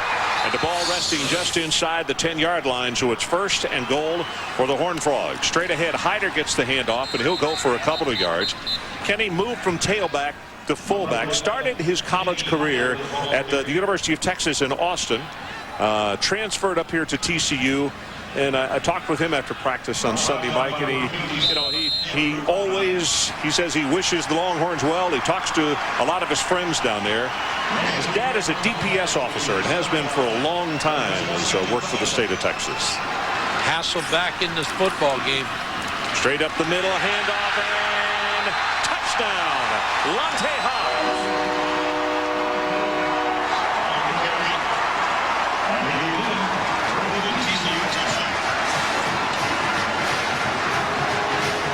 Now, folks, You want to put an asterisk by a drive. A quarterback who has had virtually no snaps comes off the bench. He's cold. He never really has played that much. They throw the swing pass, which was perfect play, and gets great effort from the remainder of his teammates, and that's what makes up a good team, Mike Godfrey. Good play call by Mike Schultz, the offensive coordinator, to give Coomer something to hit on right there. Hobbs takes it in for the touchdown. 31-27 Horned Frogs. ESPN's exclusive presentation of the 2003 Plains Capital Fort Worth Bowl. Brought to you by Capital One. What's in your wallet? And by the Honda Odyssey. There are minivans. Then there's the Odyssey. So we're back in Fort Worth. 31 for TCU, 27 for Boise, and the scoring continues. Lante Hobbs getting the touchdown. Here's where Boise State's been dangerous on special teams, kickoff return. The last couple, TCU has tried to get the pooch kick, the very high kick that you could come down and cover. They got burned on the last one because Boise returned it all the way to the 40. Win with the kick. And he's going to do the same thing to the other side of the field. Taken by Heck at the 15. Boy, he gets tagged as he crosses the 30-yard line. Gallegos, who has an interception in the ball game, makes the tackle. Lante Hobbs is just going to cut back door right here for that touchdown. Set up by big plays by Coomer, and then the pass interference call.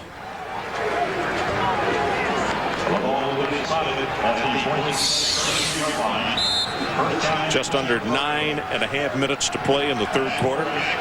Hobbs 58 yards on 11 attempts, and now a touchdown and one reception for 45.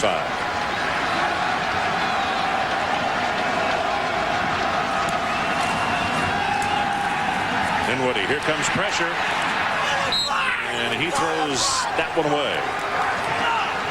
That was Raynorris Ray who was putting pressure on him. Number 88, a sophomore out of San Antonio. Derek Schouman.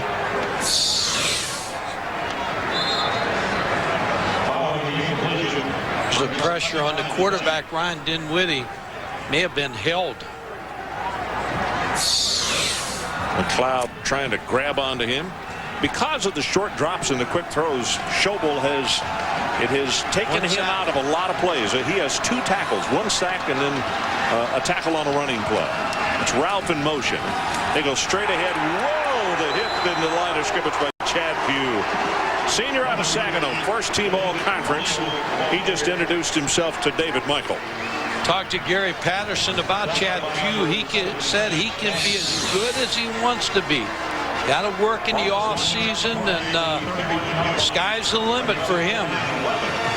You can see Jason Turner was trying to block him, but could not have his way with him. Pugh's 314, and Turner's only 269. Really undersized for a tackle. Third down, the line to make.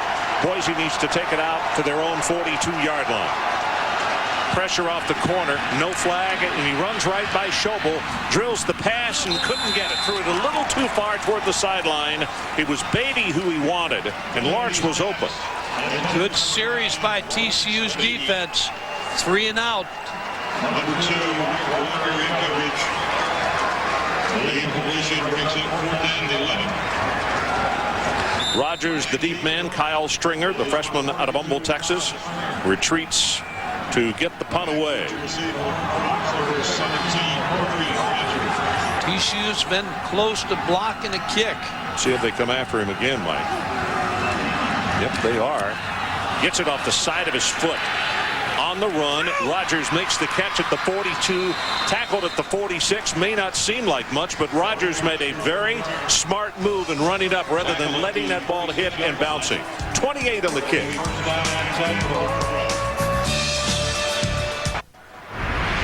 So 8:29 left in the third quarter. TCU continues to lead by 4, 31-27.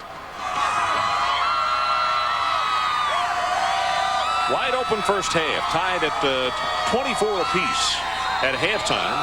But Mike, as you might expect with the adjustments made by 2 good coaching staffs at halftime, It's quieted down just a little bit here in the third. The other thing is both teams look like they're out of gas a little bit. Brandon Hassel comes back in. This could be a double pass because that one was from behind. Long, almost intercepted. McCarty, the guy who was throwing the pass. Harold, the intended receiver, tossed him a backwards pass. And, of course, you are able to throw it again from back there behind the line of scrimmage. Boy, he got tagged after he threw that thing. One of the, I told you, they worked on a lot of trick plays on Sunday, and that was one of them. Worked a lot better in practice than it did there. Need to work on it a little more. Fakes the option. Ooh, Hassel gets hit down hard by Chris Carr. Carr stayed at home, squared his shoulders, and really put the lumber to Brandon Hassel. No, he was a running back in high school, scored 74 career touchdowns in high school. So a lot of times you'll take a running back and he makes a good defensive back.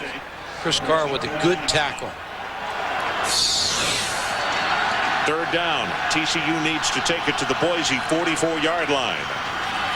And the handoff inside. There's nothing there for Hobbs. Browning is right there to meet him. So not a real good series for Boise. And now this offensive series for TCU, not a real good one. Yeah, they ran him into a blitz on the side. Boise's going to bring the outside backer on the outside. And they stay at home, and he makes the play.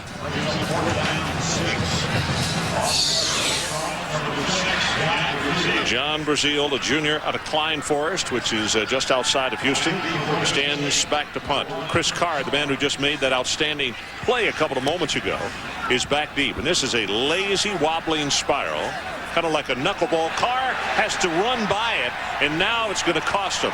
This ball is going to be touched dead at the 4-yard line. 46 yards on the punt. Aesthetically, it wouldn't grade very high, but as far as the stats go, it'll grade very high.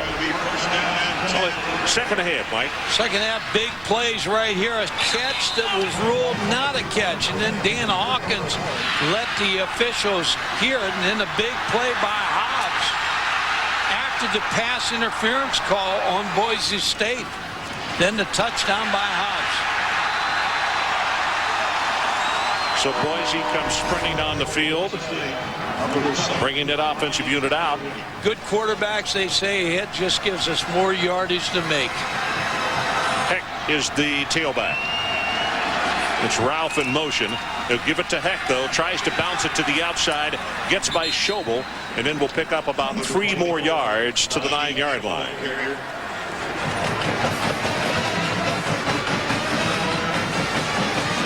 Williams making the tackle for the TCU Horned Frogs.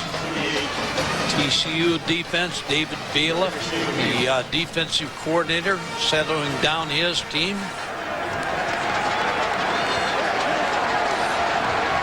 A lot of substitutions by Boise. The ball from the 9-yard line. Dinwiddie sets to throw, looking to his left, has the pass complete to Jerry Smith, and he is going to be stopped at the 17. Now they're going to say the 19-yard line. Chris Peoples is there to make the tackle, and it looks as though Peoples a little bit shaken up after making the stop. Jerry Smith now has 30 catches on the season. Good route right here, pushes the defender and curls and came back to the football and held on to the football for the first down. David Michael, the tailback. That was Smith in motion, but they give it to Michael. Big opening, and he's going to take that carry for about 5.5 or 6 yards as Mark Walker comes over to make the tackle. So Boise, not only with the passing game going, getting the running game going as well. Yeah, Chris Peterson, the offensive coordinator, now trying to get a little more mix in his offense with Michael, the tailback, running the football, try to keep TCU balanced on defense. A lot of substitutions. This should be a penalty. This should be a penalty because when you break the huddle, the men that you have substituted for, if they're not within 9 yards of the line of scrimmage, can't do it. Pass thrown incomplete. as the officials just kind of stood by. That's good coaching. Now they're on the edge, but they have done it all night. They send multiple substitutes into the ball game. But when you break the huddle, those substitutes had better be within 9 yards of the line of scrimmage, or it's a flag. Should have been caught on that pass play.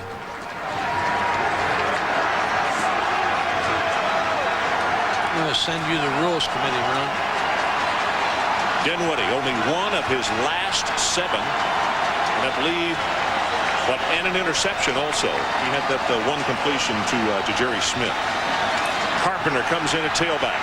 Dinwiddie steps up, gets by Schouman, going to be hit from behind, and spins down at the 38-yard line. Ray is there to make the stop.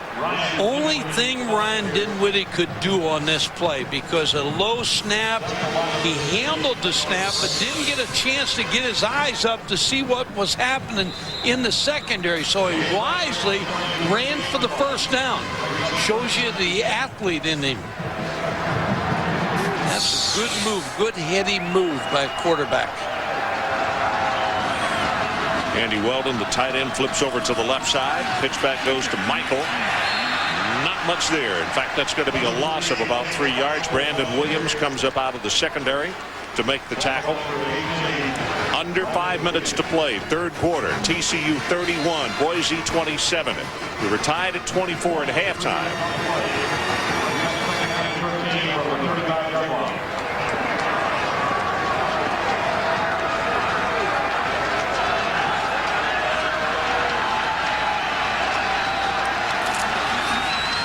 Comes with a draw play. Big hit at the line of scrimmage, and that is Newby, who comes over to make the hit on Donnie Heck.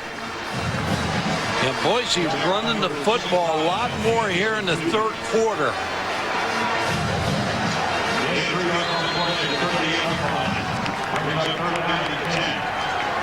Tim Gilligan checks into the lineup.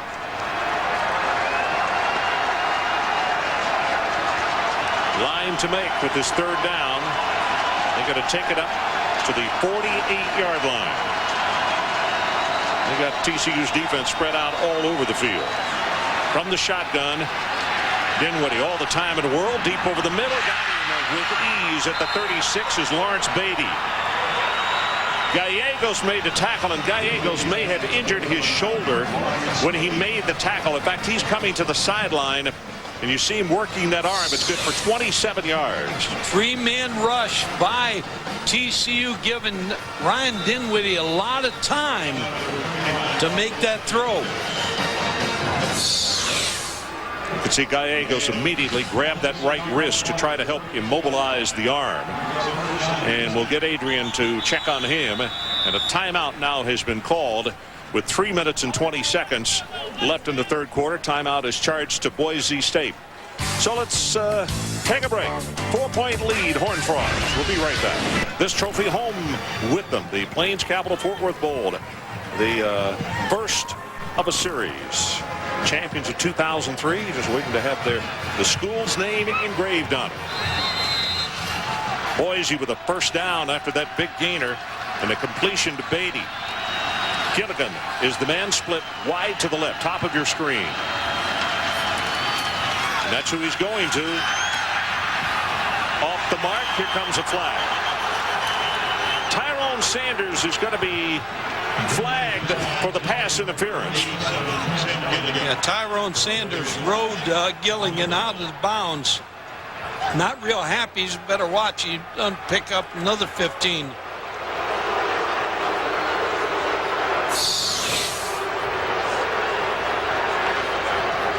Gilligan trying to be hit on the fade. He just pretty good acting job by Gilligan, but he did get pushed. Of course, a very partial crowd here.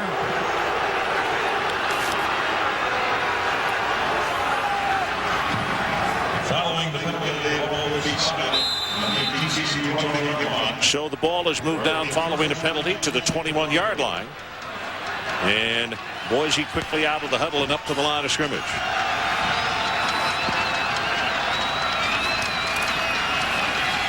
Go with the running play. Nothing in the middle. Michael will cut it back to his left and go down to the 18-yard line, and we're about to go under 3 minutes left to play third quarter. Chris Peoples is there to make the tackle. You know, Peoples is really a great story. He is he's a weak, or yeah, that's what they call weak safety. Like, he high jumped 7'2" in Conference USA. I guess with the leaping ability, good as a secondary guy, but also maybe as a wide receiver. I wonder if they ever tried him there. 10th play of the drive coming up. Screen pass to Heck. And Heck is going to be hit at the 18-yard line and knocked down. He'll pick up a couple more by Brandon Williams. Boy, a missed block by one of the offensive linemen right there, because they had a play.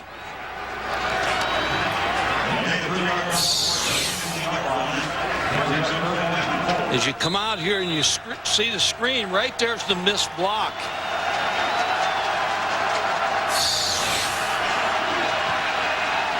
Third down, and they need to take it to the TCU 11. Lee Marks comes in at tailback.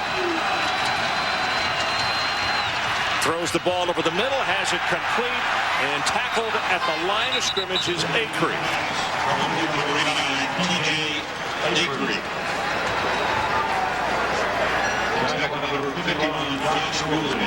They tried to get the shovel draw.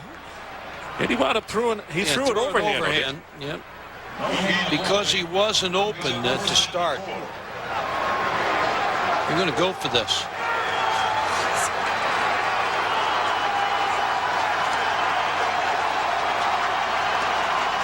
A lot of field goals being passed up tonight. Quickly to the line of scrimmage.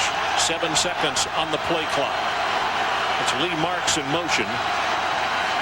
Short drop, quick pass over the middle, got it completed. It'll be first and goal. T.J. Acree with the catch. Gouldsby was all over him, but he just couldn't do anything about it. A beautiful job of pitch and catch. Well, Acree just talked about him being Mr. Clutch. Again, gets inside, got held too, but made the catch. Ryan Dinwiddie, now this is a lesson for quarterbacks out there. He took a little off that football, and the touch was perfect.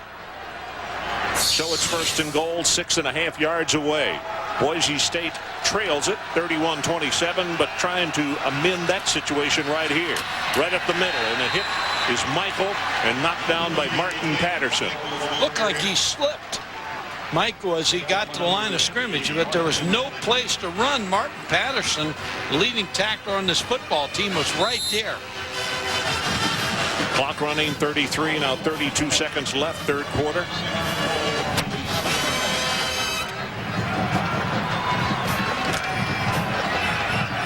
Dinwiddie, 2 touchdowns. One interception, 283 yards, 15 of 27. Well, Michael slipped down that time. Trying to make his cut a little too steep. Martin Patterson fell down on top of him. And you see that David Michael very upset with himself. When you cut so steeply as he just did, it's hard to keep your feet under you. That is the end of the third quarter. So let's take a break as we head to the final 15. TCU by 4, but the Broncos are threatening. We'll be right back. Fort Worth Bowl here at Amon G. Carter Stadium, and see the scoring by quarters. TCU 14-7 at the end of the first, 10-17 in the second quarter. So we were tied at halftime, and then the TCU got a touch. Boise a field goal in the third, and that's how we stand. A 4-point game, 31-27. And Boise with a great opportunity right here as we open the fourth quarter. It is third down and goal from the 10-yard line. And Gilligan, number 87, Tim, is in the lineup. Dinwiddie looking to throw. Got it complete. That's Smith on the short route at the 5 o'clock. At the 5-yard line, and then being pushed by Chris Peoples. Was the first man to get there and make contact with him.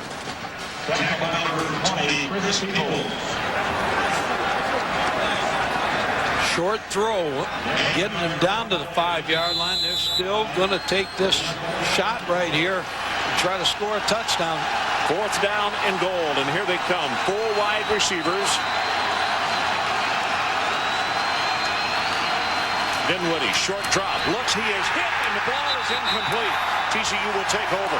Brandon Williams, the strong safety, came through to make contact.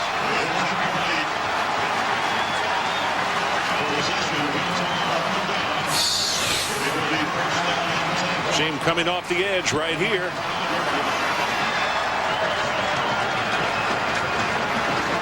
Fourth and 5. Going for the touchdown pass and got hit in the backfield. So now, Mike, both teams have gone for a touchdown and come away with no points. Passed on field goes, both of them. Brandon Hassel back in the ball game at quarterback. Gives it off to Hobbs, cuts it up the middle, and all of a sudden Lonte Hobbs with a gain all the way to the 25-yard line. Wes Nurse with the stop. Mike, Hobbs kind of falls into that category of all really good running backs. They really get lathered up after about 20 carries, and they seem to be even better after they start going over that. And he bounced that football all the way to the left side. And when you make a call to go for a 4th and 5 on the 5-yard line, you figure if you don't make it, your defense is going to hold them down there and you're going to get the ball back. But Hobbs just proved that theory wrong. Make the end around, comes with the option, and the pitch back beyond the 30. Ball is loose. And Boise has recovered, and it's Chris Carr.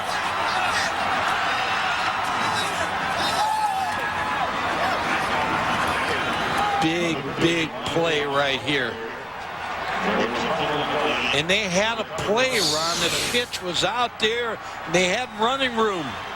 He ran into his own man. Ran into his own blocker. Didn't cut early enough. It was what Grimmett, Matthew Grimmett, hit him with his arm and knocked the ball loose. Yeah, but you know what? When you're blocking, that's the running back's responsibility. He's got to cut way before he gets to you. He's trying to stalk block out there. He's got his hands full. Yeah, it's hard to point the finger at Grimmett. He was out there trying to hustle and help his team. So Boise gets a reprieve after missing on the 4th down.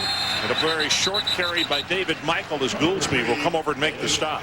And Boise just settling in to run the ball on 1st down. Just trying to punch the ball at TCU's defense. Boise State in the second half has had the football after TCU controlled the football in the first half. Well, that last drive by Boise, 15 plays, 90 yards, 7:38 off the clock, and of course they came away with no points. But they get a chance to atone for it here as Schouman, the tight end, makes the reception. Check it, it's Andy Weldon, number 80. And that is going to be very close to the first down. In fact, I think he has it. Yep, from where they have spotted the ball down. Andy, a junior out of Red Bluff, California, by way of Shasta Junior College. Well, you take some gambles, and you take a gamble on the 5-yard line, then you get the ball back on a fumble. Living right.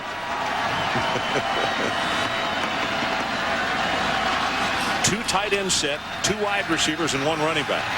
Lobs this one wide open to the end zone. Touchdown,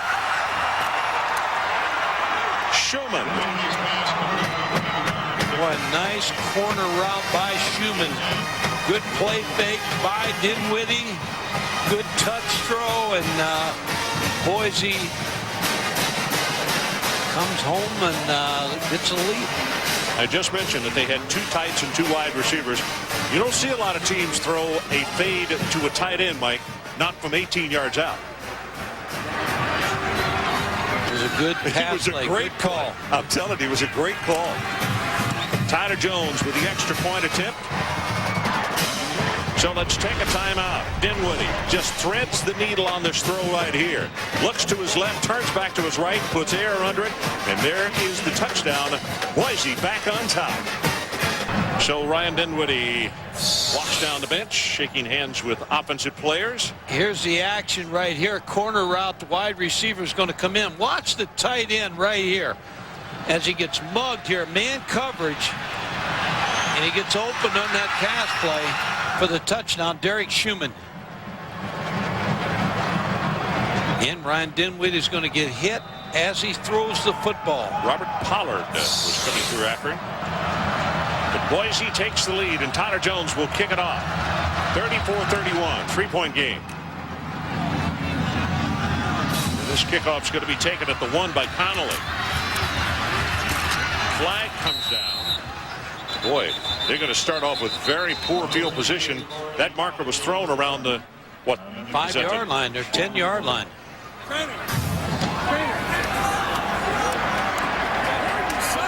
Block in the back.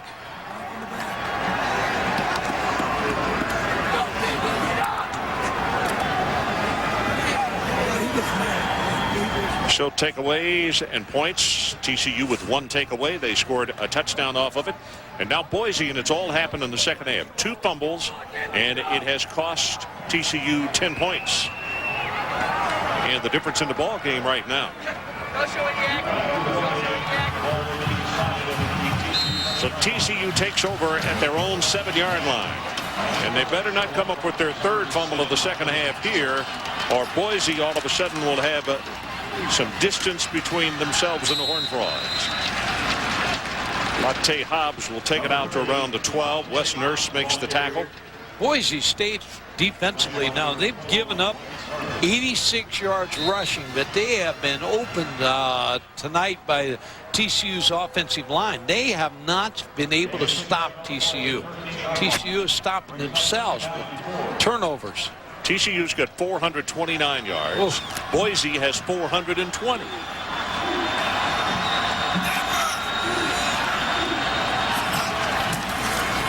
Option play. Pitches it back. Hobbs will try to turn the corner. He's going to have the first down.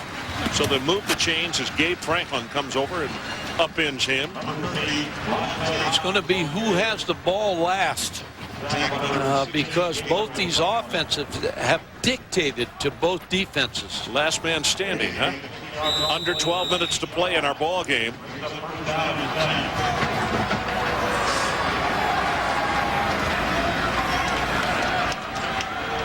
Brandon Hassel injured. And what I guess that was the first play of the second half. And the fumble occurred. Coomer came in and took over for him, led him to a touchdown, and this option play is not going to go anywhere.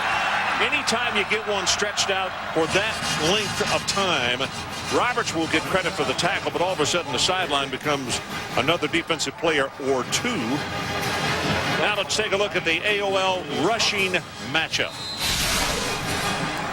Hassel and Hobbs, 204 yards, 2 touchdowns, and David Michael, 88 yards and a touchdown. And David Michael with a big touchdown. 75 yards on that run.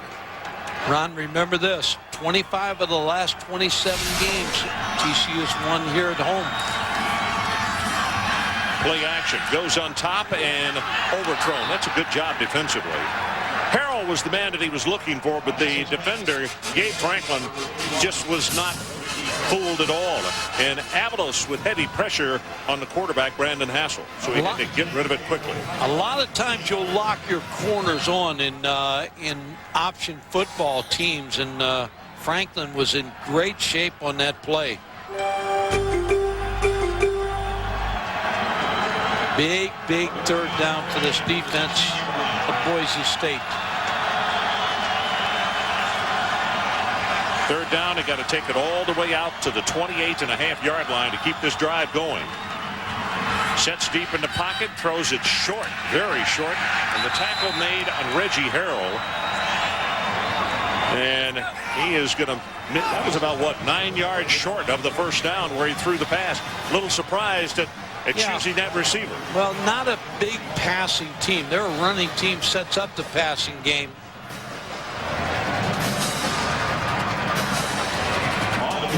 So Brazil has not had to punt too many times tonight, but he's got a big one right here. His 3rd kick of the evening. Carr is the man who was back deep. Gilligan, I beg your pardon. They have put Gilligan in at kick return, and this is a line drive, very returnable. From the 40, across midfield, and is then going to be knocked down after a return of about 13 yards after a 40-yard punt. Gutty performance by Gilligan. You bet. 34-31, Boise leads. Boise. And I mentioned to you that the camera in the low end zone down to our right, you see it draped in black with a KG on it. That is in remembrance of Kendra Grifford. Mark Grifford normally operates that camera. She succumbed to cancer week before last, and our thoughts and prayers are still with Griffin, his family, and that drape will be there for the remainder of the holiday season with this crew as the ball is intercepted by Gouldsby.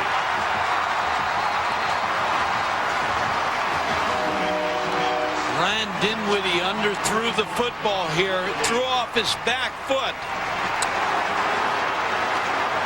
We will wait and see what happens here. But we had just been talking during the timeout that Boise had an opportunity to kind of drive the stake in with a 10-point lead over TCU, who was more deliberate on offense. But that time, pressured by Martin Patterson, helped create the turnover. He has had a wonderful football game.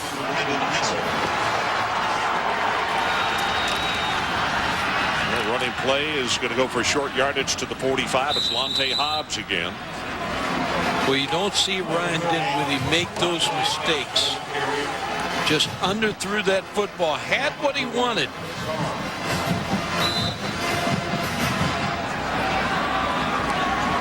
Knows that if he would have put an air under that football, may have been a big play for them. 315 yards, 3 touchdowns, 2 interceptions. Running play again goes for very short yardage. It'll be 3rd down at about 5 for TCU. Hobbs just not able to find any opening as Hall and Burner combine to make the stop. Option hasn't been as much of a factor here in the second half for TCU. Well, even though he is back and they get his experience and running skills, I'm not sure with that muscle pull that he's able to, Mike. Hyder in motion. Rolls the pocket, throws this one, and incomplete. Couldn't hold on at the 35, Reggie Harrell.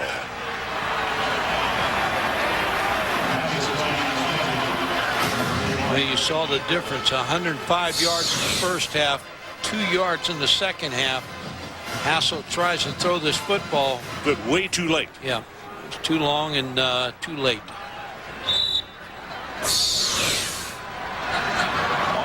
So Carr again going back deep, and TCU misses a really good opportunity with the interception, and it goes awry. They'll have to kick it away.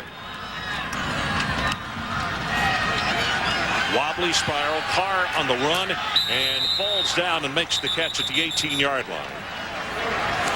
So let's take a timeout. 8:31 left in our ball game. Boise continues to lead by 3. It's been an exciting affair. Right now we got 8 minutes and 31 seconds left.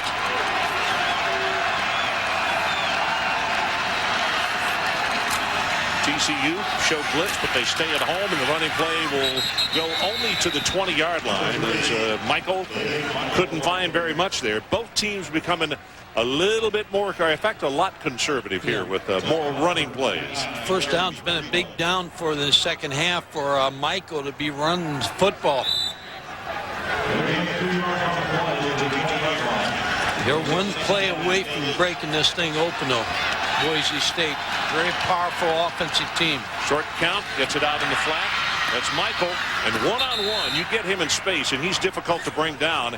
And because of that ability, he picked up the first down right there, making the first tackler miss, and he stopped at the 30, but they'll move the chains. Good receiver. You want your tailback to have good hands so he can catch the ball out of the backfield. David Michael shows he has good hands.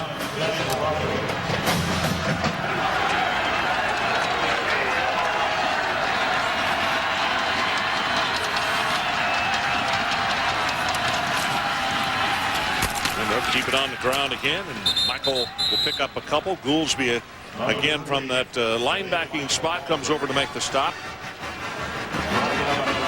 Second half, both defenses kind of taking control of the game.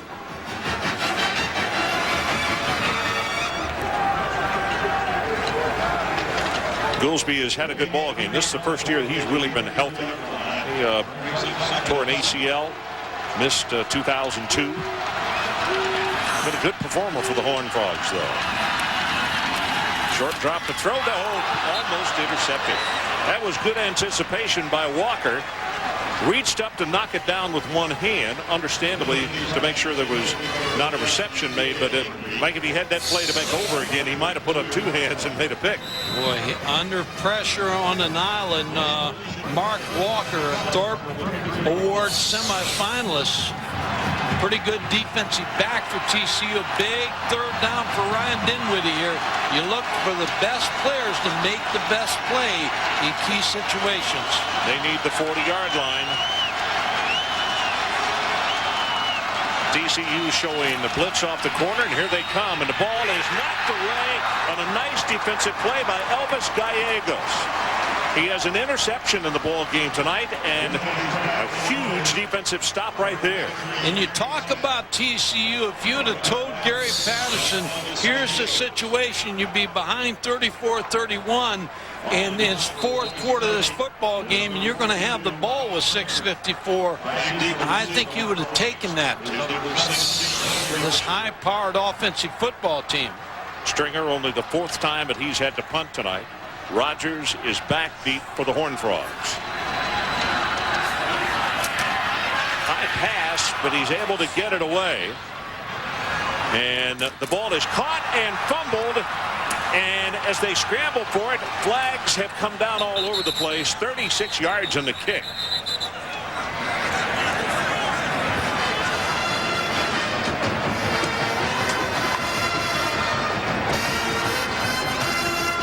Now, as they sort it out, first of all, since we saw no signal of change of possessions on a muff, we assume that TCU has the football. Here comes the call. So what they're signaling right there, there's no more halo rule, but you still have to afford the guy the opportunity to catch the football. And obviously, they're ruling that he was not given that opportunity, although the ball was coming out. I thought he had the opportunity there. I mean, he's right there. He has the football. Wow. Well, like I said, I'm almost certain that's, what the situation is, but it certainly looked as though, as you said, that he had the opportunity to catch it, and he just muffed it, went right through his arms. So TCU with a 1st and 10 at their own 45-yard line. Little play action. We better be careful here. That I know it was beyond where he could get in trouble. He almost didn't throw that far enough to get it beyond the line of scrimmage. As Guerrero and Chris Carr were coming with pressure on quarterback Brandon Hassel. We talked about Tim Gilligan being the favored receiver of this Boise offense. Reggie Harrell and Corey Rogers, two receivers that had a pretty good first half. Got to find them right now. 2nd and 10. They go to the open side of the field. Doesn't pitch it. He's going to go for very short yards. Going to be 3rd down. Wes Nurse tripped him up.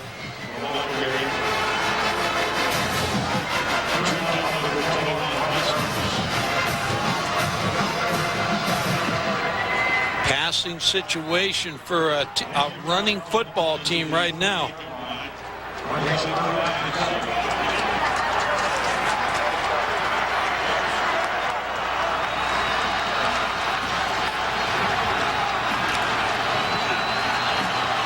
Third down, they need to take it to the Boise State 45-yard line.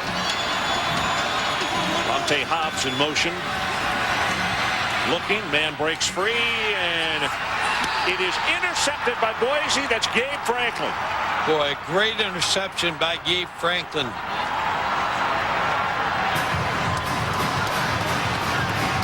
One of the differences in the first half and the second half. And I know that they're doing a good job as far as covering receivers, but still, young Brandon Hassel does not seem as convinced to get ready. He seems to hold the ball a very long time on every pass play.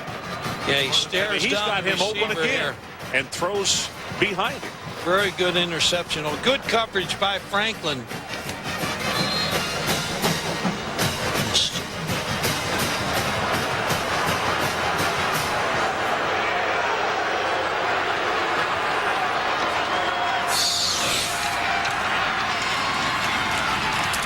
Michael takes it over the right side and out to around the 43-yard line. Yeah, when Hassel looks at that last play, he says, if I threw it where it was supposed to be thrown, the defensive back is not even in the works.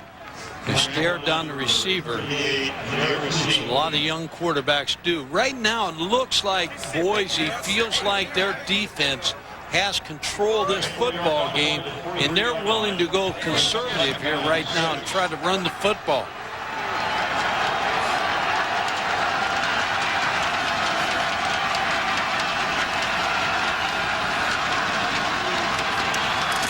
Blitz coming off the corner, the running play. Michael ran right by the corner who was coming with the blitz. Goolsby will make the tackle, and he's close to the first down, but he'll miss it by about 1.5 yards. Under 5 minutes to play.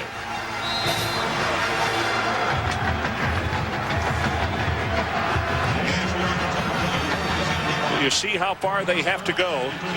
Talk about a big stop in the ball game for TCU.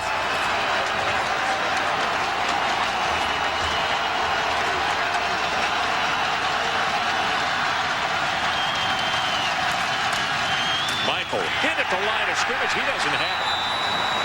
In fact, he may not have gotten back to the line of scrimmage. Yeah, good defense by TCU and Robert Pollard forcing Boise to punt this football.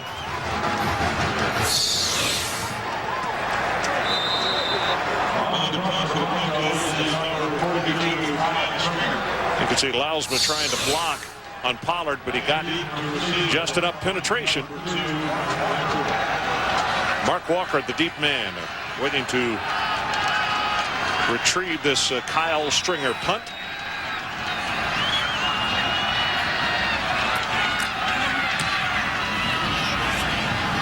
Very high, wobbly spiral that will not turn over. And TCU will get it at the 20-yard line following a 34-yard punt. Let's take a break. Michigan State battles the Blackshirt defense of Nebraska. The MasterCard Alamo Bowl, Monday at 9 Eastern. It's all part of Capital One Bowl. Next to Sports Center, Stuart Scott and John Anderson standing by. A-Rod stays a Ranger. LeBron's on fire. And Dome, sweet Dome. Then ESPN News postgame extra back here in Fort Worth. TCU's got all 3 timeouts left. Need a big play out of a receiver or running back right here. They're not, I don't believe they can take the ball the length of the field. They need a big play. Continue to go with Lonte Hobbs at tailback. Sets in the pocket, going to go on top. Looking deep, and it is almost intercepted.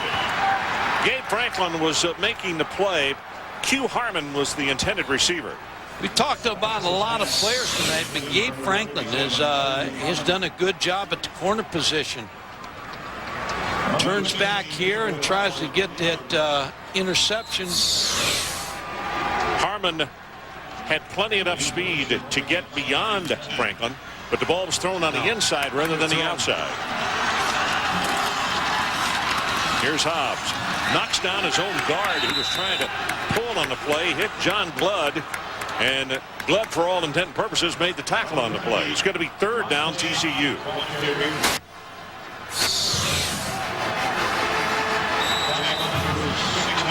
There's a handoff to Hobbs and just no place to run. He doesn't have his head up. He runs into his own offensive lineman. 3rd down. They got to take it all the way out to the 30-yard line. Rolls the pocket, throws back the screen, and a great defensive play. Not to be fooled is Chris Carr. They tried to block on him. He played off the blocker.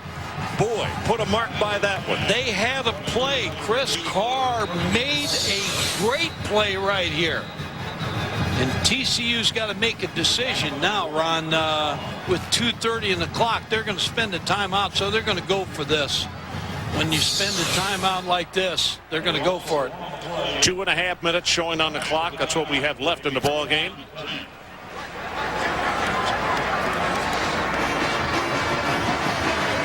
Still with 2.5 minutes A lot of football left to be played, but that play right there could well be for Boise the play of the night. There have been some very big ones, but none any bigger than that as far as, because as you said, if they get by Carr, you not only got a first down, you have a lot of green down the sideline. Yeah, Chris Carr had 3 interceptions versus Nevada in one game, but I said he was a running back in high school. He just read that play perfectly and made a great play for Boise State.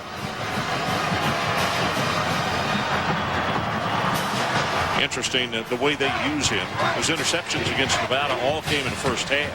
But they use him as much as anything as the 8th man in the box when they really try to crowd a running team. And you could see why he's such a sure tackler. Some of the folks who have come down from Boise hoping they can take that inaugural trophy of the Plains Capital Fort Worth Bowl back up to the state of Idaho. 4th down. Got to take it to the 30. Got his man, and he makes the catch at the 46-yard line, Reggie Harrell.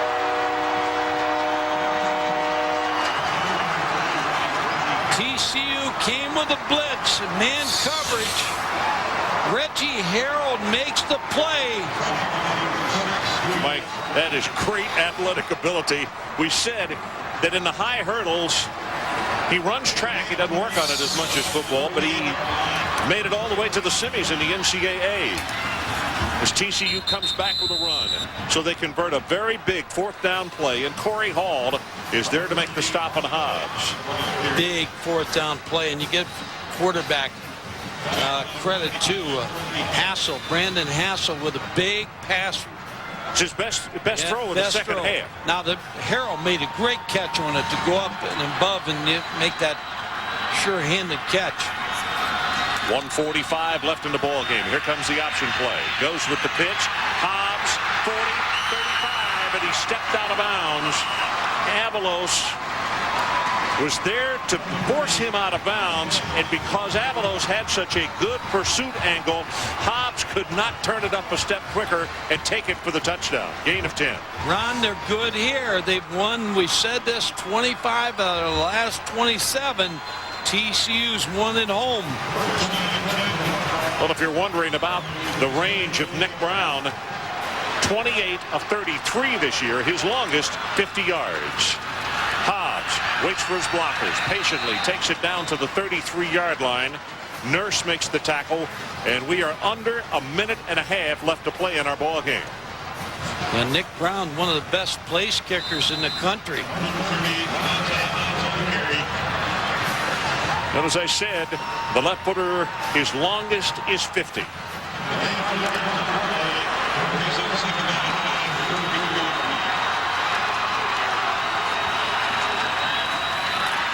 Hassel steps up, throws this pass incomplete.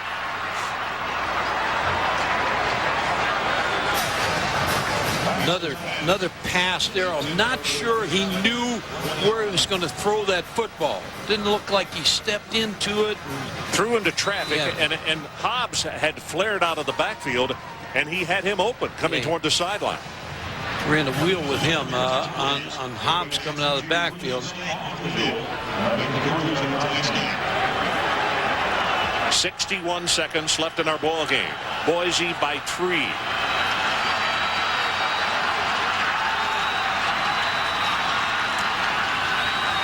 They set up the screen, and they got it. And the defensive player, Avalos, stayed at home, got inside the blocker. Otherwise, that could have gone for big yardage. And TCU takes the timeout. They still have one left with 53 seconds left. And it's going to be 4th down and very short. Yeah, Avalos does a good job of making this play right here. And Ron, go back to the first half. Gary Patterson had a chance on a 4th and 2 situation to kick a field goal, and he tried to go for the touchdown, figuring that Boise was going to put a lot of points on the board. Here's the play right here. And the pressure on Hassel by none other than Carr that made that an incomplete pass. And, of course, on the other side of the ledger, and Hawkins went for a 4th down play at the 5-yard line. Yep. Didn't make it, so both teams have had an opportunity and elected to go for the touchdown, and both unable to come away with points in this situation. 4th down and 1.5 yards.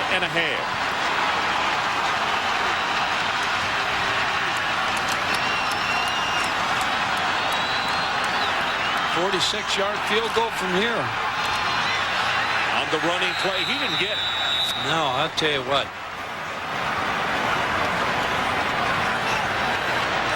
You know what? From where they have spotted the football, though, he got a very decent spot. They're going to call a timeout because where that ball has gone down, as you can see, it's on the yellow line.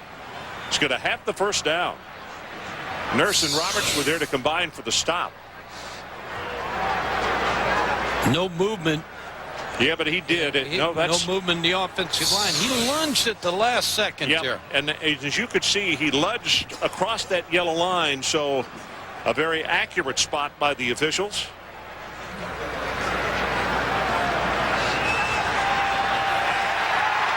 He got it.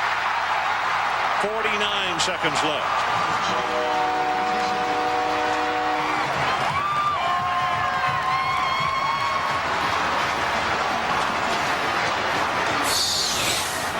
Gary Patterson on the sideline. He knew all along. Run that ball. Get that 1st down. Get a little closer. Quickly to the line of scrimmage. Quick pass over the middle. That's intended for Rodgers. Intended for number 17. Gary Patterson animated on that sideline. Coaches the defense, makes defensive calls.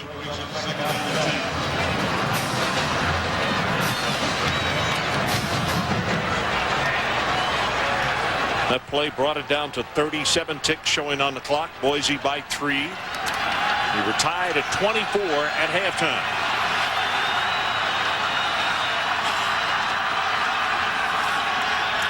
Hassel straight back in the pocket. Just throws this one away.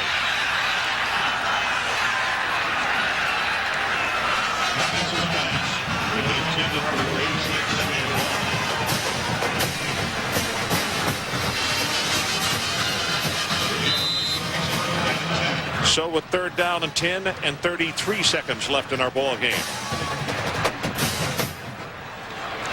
Nick Brown waits patiently on the sideline. Well, as we said, his longest is 50 yards. And if they were to kick from right here, it would be a 45-yard attempt.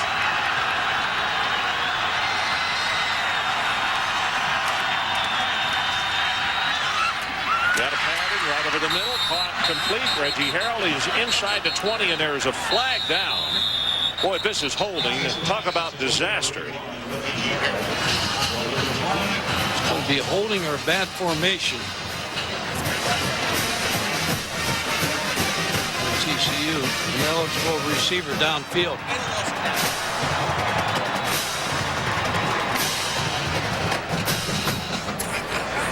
Boy, that was a 3rd down play, so that'll bring up 4th down.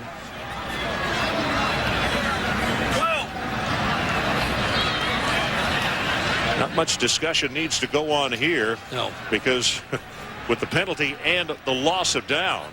Field goal time.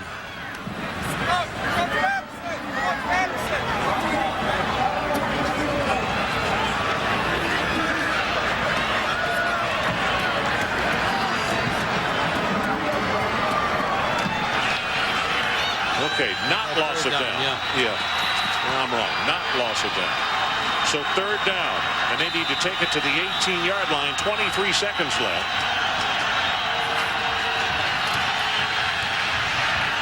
Going long. Just overthrown at the 2-yard line as Harrell was a step behind Julius Brown. And Nick Brown's been waiting for this time right here.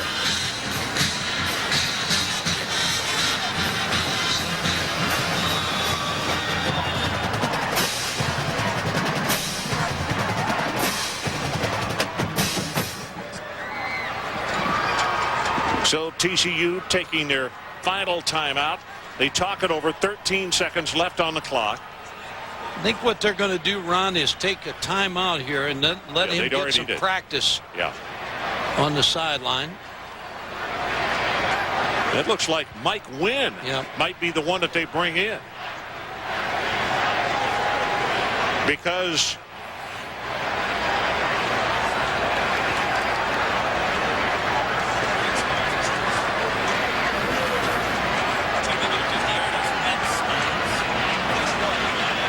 a 51-yard field goal attempt, right?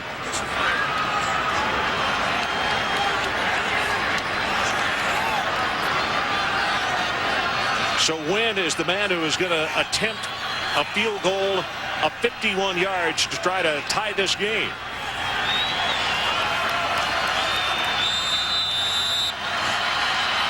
Comes down to one play.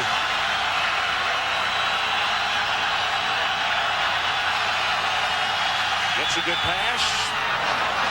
Doesn't add the distance. 7 seconds showing on the clock. Something must be wrong with Nick Brown, though, not to use him in this play. Well, the flag has gone down, and that'll be for unsportsmanlike because of the Boise team coming out on the field. But they only have to run 7 seconds off the clock, and they will be the winner of the inaugural Plains Capital Fort Worth Bowl.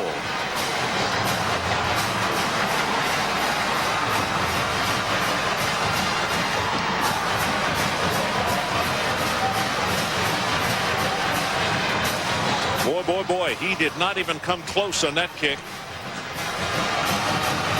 And particularly if Nick Brown has a 50-yard field goal, surprising that they would use Wynn, who is their kickoff man. But obviously the staff thought that Wynn had the stronger of the two legs. He hasn't kicked a field goal this year, I believe, but Nick Brown, of All-American kicker, has to have something wrong with him not to be in there.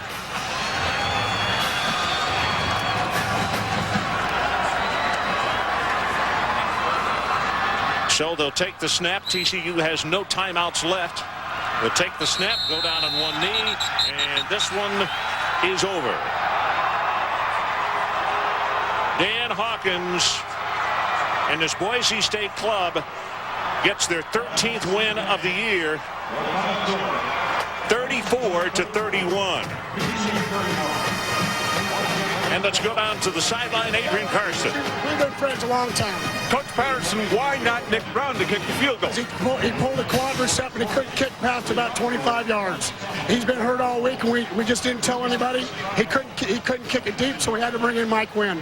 Talk about the effort and the emotions that went between you two tonight, Coach. Well, it was huge. I've known Gary for a long time. He's a good ball coach, and I knew when we were going to play these guys, we're going to have our hands full. And, you know, luckily our kids were able to make enough plays. I mean, it was a close ball game, and it came down the way it should be. I mean, it's just a fine line between winning and losing. I think we probably knew that going in. Coach, the confidence you had in Wynn as he came into the game here with just so little time left on the clock. Well, the bottom line to it is you got to play to win. We went on a fourth down. We played Boise State. You got to score points. And I tell you what, for the rest of the nation, that was two great football teams in the top 20 playing great ball. Thank you both. Ron? Okay, Adrian, thanks very much. And our players of the game brought to you by Capital One. TJ Akery, the wide receiver, with 150 yards and a touchdown. He really had to step up tonight because of the injury to Gilligan.